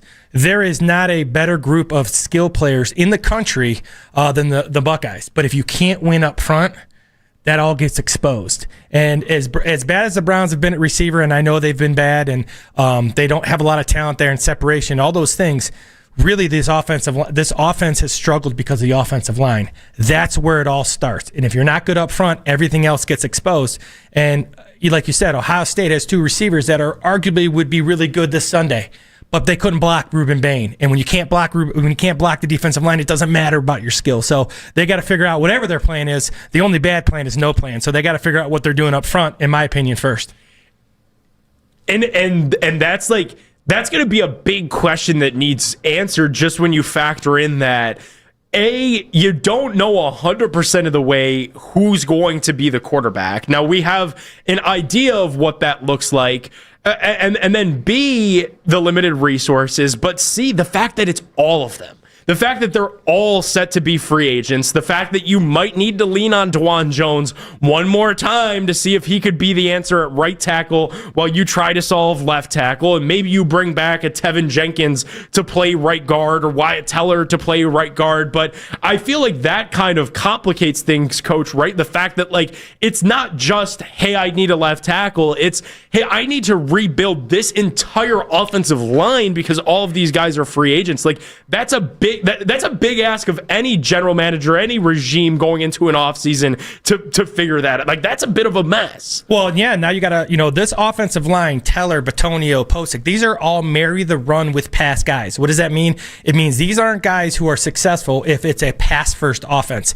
These are guys are better when it looks like run, and then they can pass protect after they show that run look. That's what marrying the pass with the run means. It means that defensive line just doesn't get to pin their ears back. So if you are going to that, if you bring in your head coach and you are going to be pass first, then you need to retool this whole offensive line from start to finish. So it is the head coach obviously starts there, but there are so many issues with what do they want to do moving forward schematically, because that's going to kind of drive what you're doing with these offensive linemen. If you're going to marry the run with the pass, then you better go re-sign Wyatt Teller, because there's no one better in the NFL right now of showing that run and then pass protection. But Wyatt's not great if it's pass every single time. Most guards aren't.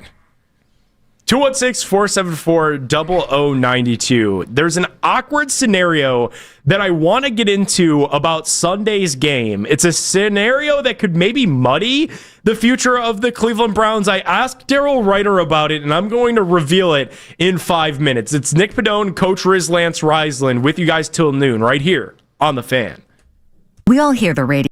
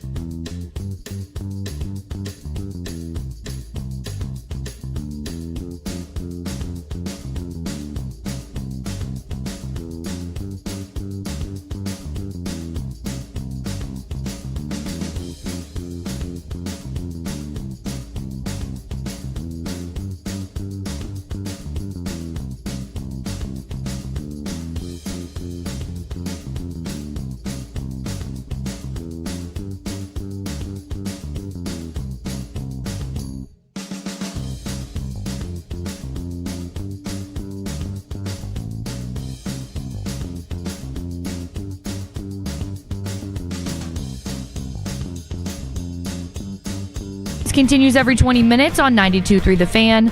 From the University Hospital's sports desk, I'm Mackenzie Flume.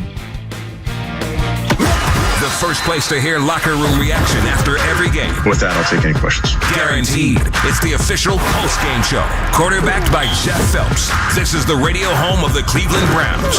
92.3 The Fan.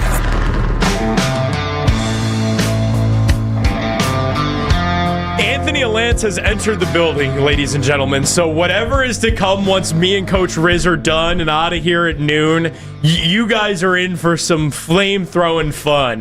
Be on the lookout for that. Nick Pedone, Coach Riz taking you guys till noon, and then Spencer German, Anthony Alance taking over there from there. So I'm sure you guys will get some fun Buckeye reactions out of that pair. I'm sure you guys will get some more Browns takes out of that pair. So full day of fun on a Friday here on The Fan. But, Coach, before we went to break, I laid out this scenario, and I asked Daryl about it, and Daryl kind of shut it down. But there's an awkward scenario that I think that could play out on Sunday that hasn't really been discussed yet, because we spent so much time, just digging over the coals of Kevin Stefanski and what's to come on Sunday if they lose, and the fact that they won 3 games last year and only 4 this year. This is a results-oriented business. We've replayed the hits on that conversation time and again. But I feel like an awkward situation could be brewing here that hasn't been posed yet, and that's, what if the Browns win on Sunday? Can you really make a change with the Browns' victory? And Daryl told us absolutely you can. If you look at the last 2 seasons and the lack of winning, the lack of success, if you're making your decision based off of a Week 18 result, your decision-making process is flawed, was Daryl's exact quote that he gave to us. I just wonder, because it's so atypical of what the Browns normally do. Typically, Brown season, you win a couple games early, and then it goes into the crapper, and you lose the last couple of games, and then you're firing a coach after that last Week 17, Week 18 loss against the Pittsburgh Steelers. But there's something different here where Kevin Stefanski beat the Steelers last week. The team has been playing with a little bit more fight. Just when I look at what they did against the Buffalo Bills, that's a team that has genuine Super Bowl aspirations. You only lost that game by 3 points. If you're in a dogfight with Joe Burrow and the Cincinnati Bengals, or you win that game, it creates kind of an awkward, these guys are fighting for Kevin, and were we really going to make the change now? I get it's a results-oriented business, and when you zoom out, you won 3 games last year. You probably had a justified case to get rid of them last year just based off of that result. You've only won 4 to date, and so what? They beat the Bengals. It's going to be 5. That's still probably enough. That's under the win total, regardless of what Vegas had this thing set at 5.5 coming into the season.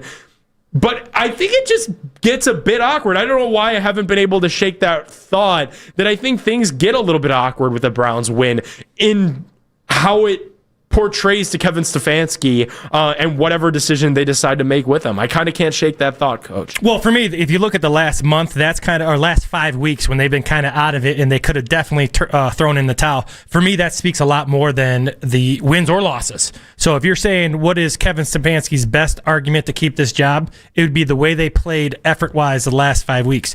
Once again, it is a result-based industry and that they're in, and he hasn't won enough. So if he gets fired, that's the reason. But the fight they've had would be more important than the wins or losses. Because once again, you can come out Sunday, you'll know really early. Are they, Zach Taylor likes to get 5 out. Are they chipping on Miles every time? Are they trying to make sure? Are they running the ball more than they usually do? Are they trying to get the warm weather kind of deal? You'll know that really, really early.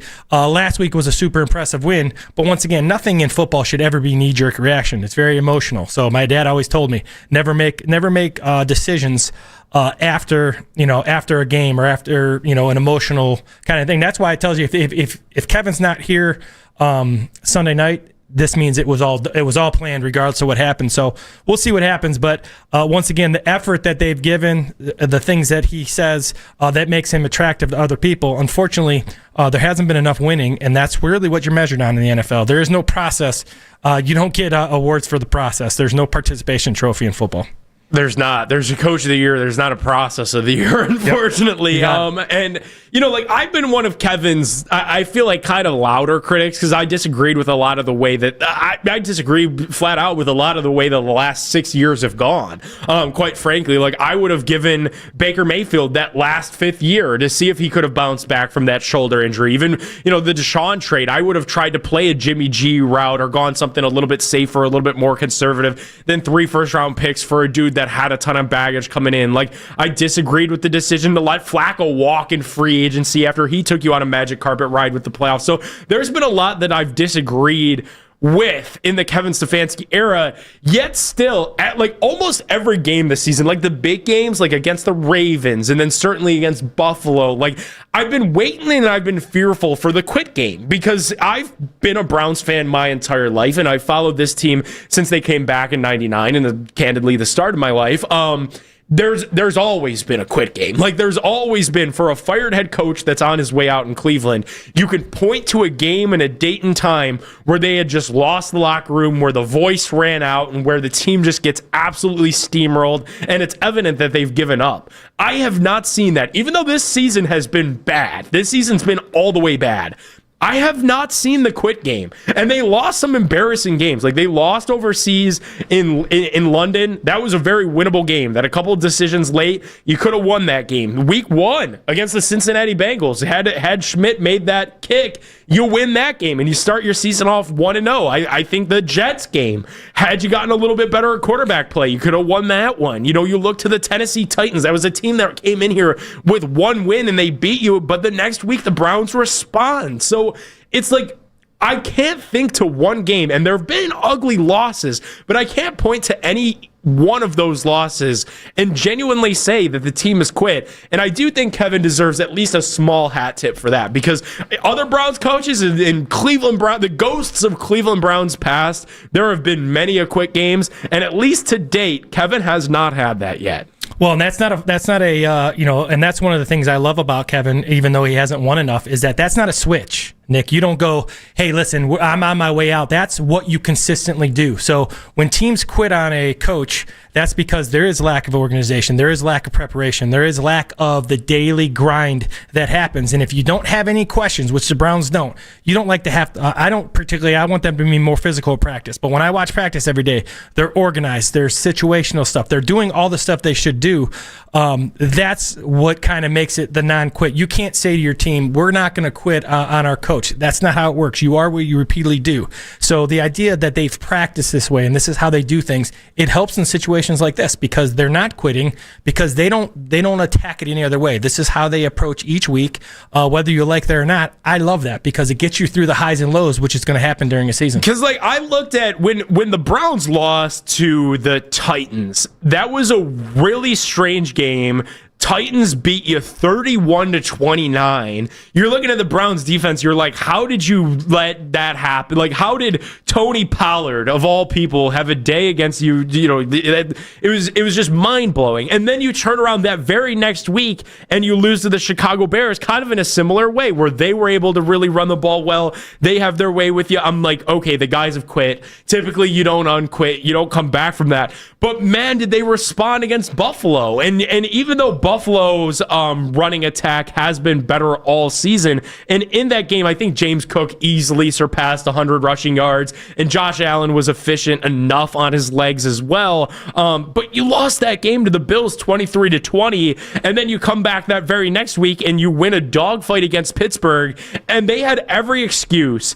After you beat the Raiders, the results from there were a 26-8 loss against a better Niners team, an embarrassing 31-29 loss against the Titans team that is not better than you or more talented at any facet, and then a 31-3 loss against the Bears that are a better team than you. After those 3 losses, two blowouts against good teams and one embarrassing loss against the team that you are better than, you kind of had every excuse to fold up, to throw in the towel, and they didn't do it. And I do think Kevin deserves at least a bit of a round of applause for that. And I actually think it can be a good thing. It can be a positive for the Browns because hopefully this is a building block. And it kind of goes back to that same culture conversation that you and I had about not apologizing for the Steelers win and not feeling bad that the team won even at the cost of a higher draft pick. Because I hope even if you do have to make a coaching change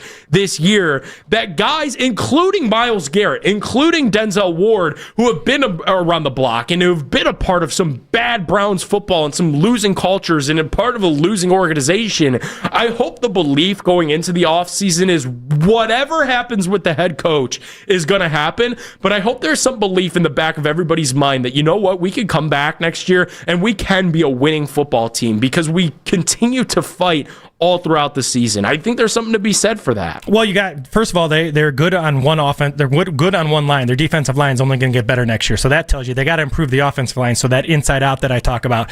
But going back to Kevin, I really think the thing that's helped Kevin a ton in this really tough time is that he has always taken ownership. And when you take ownership, that helps. That helps with everybody else kind of doing their job. And we've seen other coaches who have not taken ownership, and it kind of leads to that quit direction. Kevin has a plan, whether you like the plan or not. I've also been against a lot of things they've done. But when I look back at like the Titans game or the Chicago game, I give more credit to the scheme, right? They trapped the Browns. They crunched the Browns. They ran counters. They created matchups in one-on-one. That wasn't quit. That was just sometimes those guys make good plays and they get paid big money too. There's never been any zero quit. And we talk about why Kevin will get another job quickly, whatever it is. Those are the type of things, right? The attention to detail, the not throwing people under the bus, the calm demeanor. Some people don't like that. Some people love that because there's a sense of like what you're going to get right now. This is as bad as it gets. Browns are still preparing. They're still playing hard. That's a credit to the coach and the players, but the coach kind of setting that foundation of what is expected each and every week from pro athletes who get paid to do this. Our social media reactions on X, powered by Scheiben Jewelers, Cleveland's premier jewelry store. Taylor on X replies to us at Nick Pedone 12 at Lance Reisland, saying, disagree entirely. The culture win isn't real in any sense. I think the defense wanted Myles to get the sack record and the offense wanted to wave and gesture, saying that the culture win doesn't matter. If Brad at Bob E. Knight tweets us at Nick Pedone at Lance Reisland, said, if they care and are still trying, that is good culture. Teams that are bad can still have a good culture. And I feel like maybe that's where we're at right here. Maybe the Browns are a bad football team. Hint, they are. See record. But I do think they've turned some things around in terms of the culture. And that's what I'm saying. Like, whatever is to come next with this head coaching search, I hope that they've planted the seed in the Kevin Stefanski era in Myles Garrett's mind, in Denzel Ward's mind, but more so in the young players, in Mason Graham, in Quinshon Judkins, in Carson Schlesinger, in Harold Fannin Jr., that this is a place where you can find success in your NFL career. Contrary to what some might have told you prior to being selected by Cleveland and to come to the Browns, that this is a place where you can win. Hopefully the front office can work in tandem to just continue to support this stellar rookie class and find a head coach that fits them, if that's the change that's truly getting ready to happen in just a couple of days. Well, we will put a bow on this straight ahead.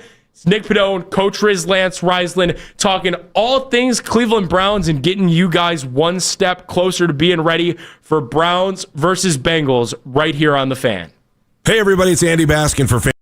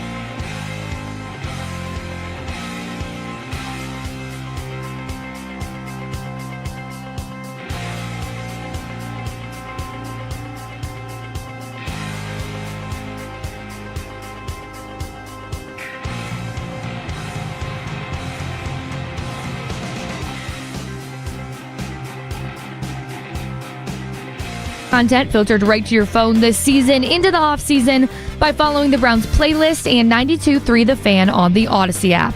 Headline Sports News continues every 20 minutes on 92.3 The Fan. From the University Hospital's Sports Desk, I'm Mackenzie Flume.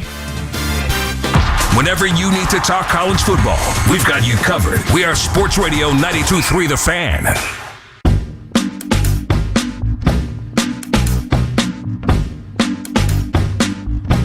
It is the last call for calls at 216-474-0092, at least for myself, Nick Pedone, and Coach Riz, Lance Reisland, with you guys here till noon.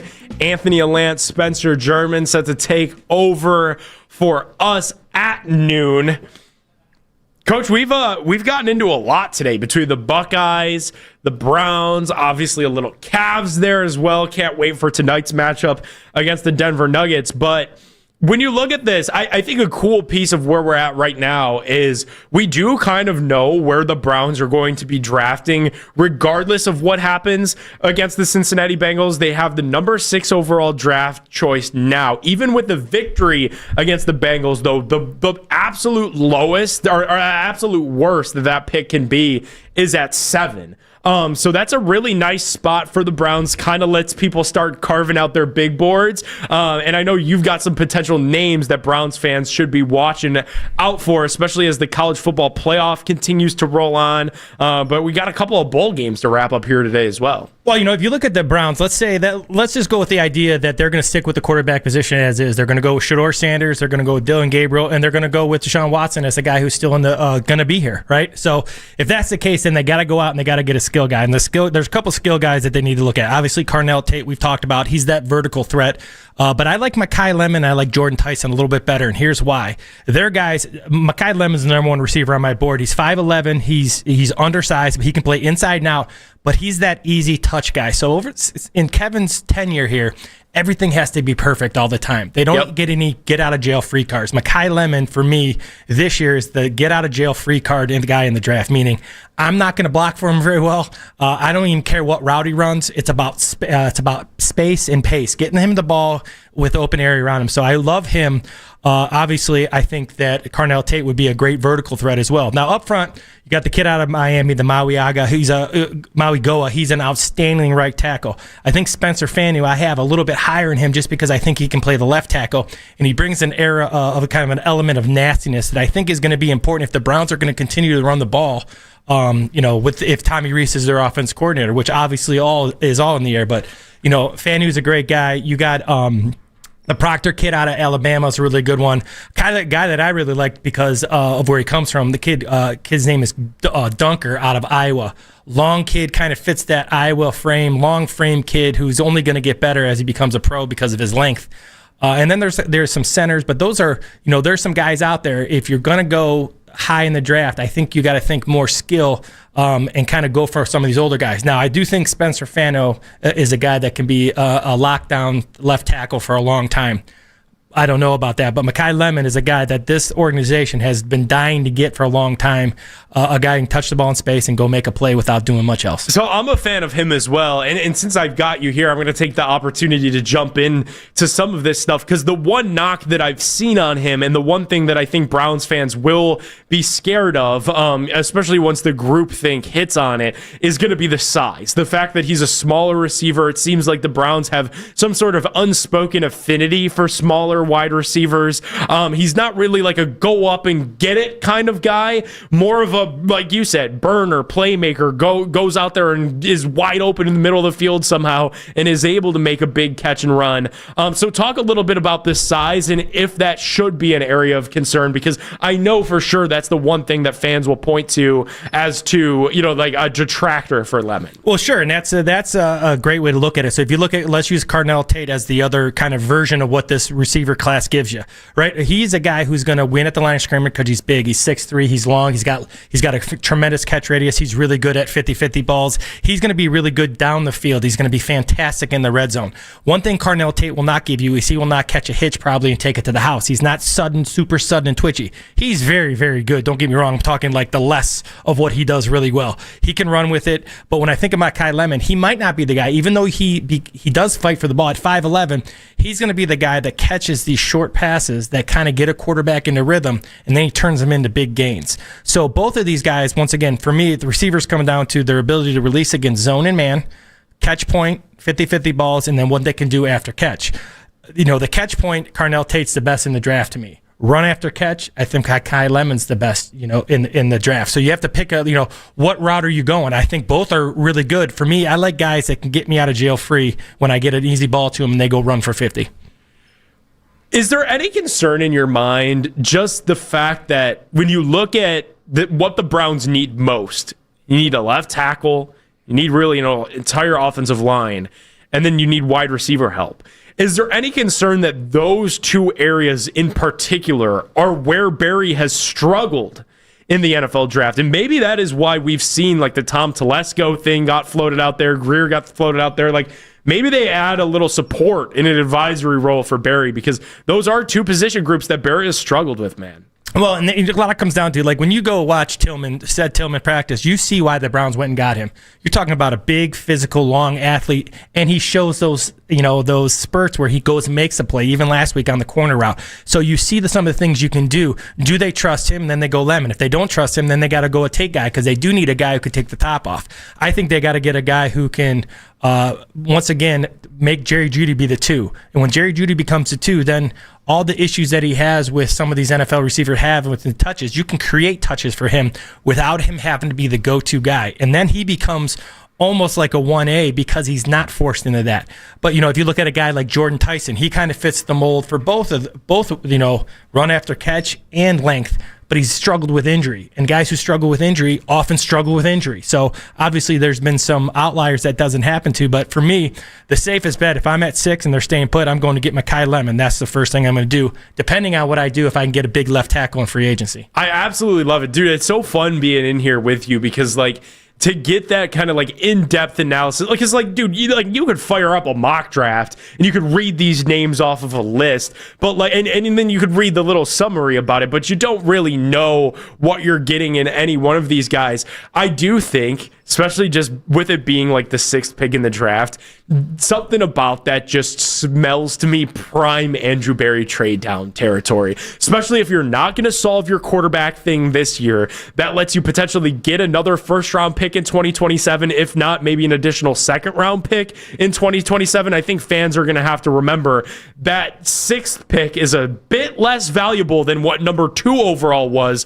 in terms of trading down. You were able to get, an extra first-rounder last year for the number 2 overall pick. Not a guarantee that you'll be able to get that at 6, but it's certainly possible. I think something just about being down in that range makes it a whole lot more attractive for Andrew Berry to take those future draft picks, because the quarterback thing is at least a bit of an unknown. I think you and I are anticipating that Sanders will be an option for the team next year, but they could be looking at some other guys there as well at QB. Well, my thing is, you have obviously Mendoza, and there's a bunch of guys that we'll go over here in the next couple months, but really it comes down to, do they have a guy who's high on their board? Do they have a guy that's high, like, for example, Carson Schlesinger? He was very high on their board, not as high on my board, and I think a lot of people's board, but he was outstanding. And when he got here, you go, okay, that's why I think there has to be more eyes involved in it than just one person, because you get a different perspective. You get a different look at things. Like for me, I think the Browns have to kind of look at getting back more picks, because they're going to be creating more picks for guys that they're not going to be making the picks anymore, right? Correct. It gets to the point where if you're getting rid of the head coach, it's kind of like the next person out is going to be the general manager if he's not out. So I think they got to pick guys. They got to find some impact guys. They haven't had a lot of first-round picks, so I don't know if they want to give up that first-round pick if there's a guy who they think I don't know. I watch a lot of Makai Lemon. I don't think if you look at the Browns, how can you look at Lemon and not say that's a guy who can go get us some easy yards? And that's what we're after, right? We're after offense. We're after modernization. How many times do you watch the Browns on Sunday at 1 o'clock, and then you tune into some of the primetime games and you see some of these big points that are getting put up around the league? Teams that score into the 20s consistently, but also 30s. And how about this? To get really crazy, there's teams that are out there that could put up 40 points in a game. I find it, and it's it's the reason why I tend to skew. Like, I really want a wide receiver, and I want a wide receiver bad in that first round because you get 5 years on that rookie deal when it's a first round pick. But also, like, I look at the guys that are getting it done, and the teams that are competing for Super Bowls and winning Super Bowls. Like, I get that the Eagles are reigning Super Bowl champions, and they did it in a season where Saquon Barkley rushed for 2,000 yards. But I also look, hey, maybe he was able to do that. Maybe some of their offense was so balanced because they have two lethal receivers in A.J. Brown and in Devontae Smith, who won a Heisman Award of all things on the other side of him. And it surely makes a balanced offense for Nick Sirianni in Philadelphia. So, like, I think the entire offense just needs guys that could be playmakers. Like, you mentioned Cedric Tillman there. Like, yeah, he looks the part of an NFL wide receiver,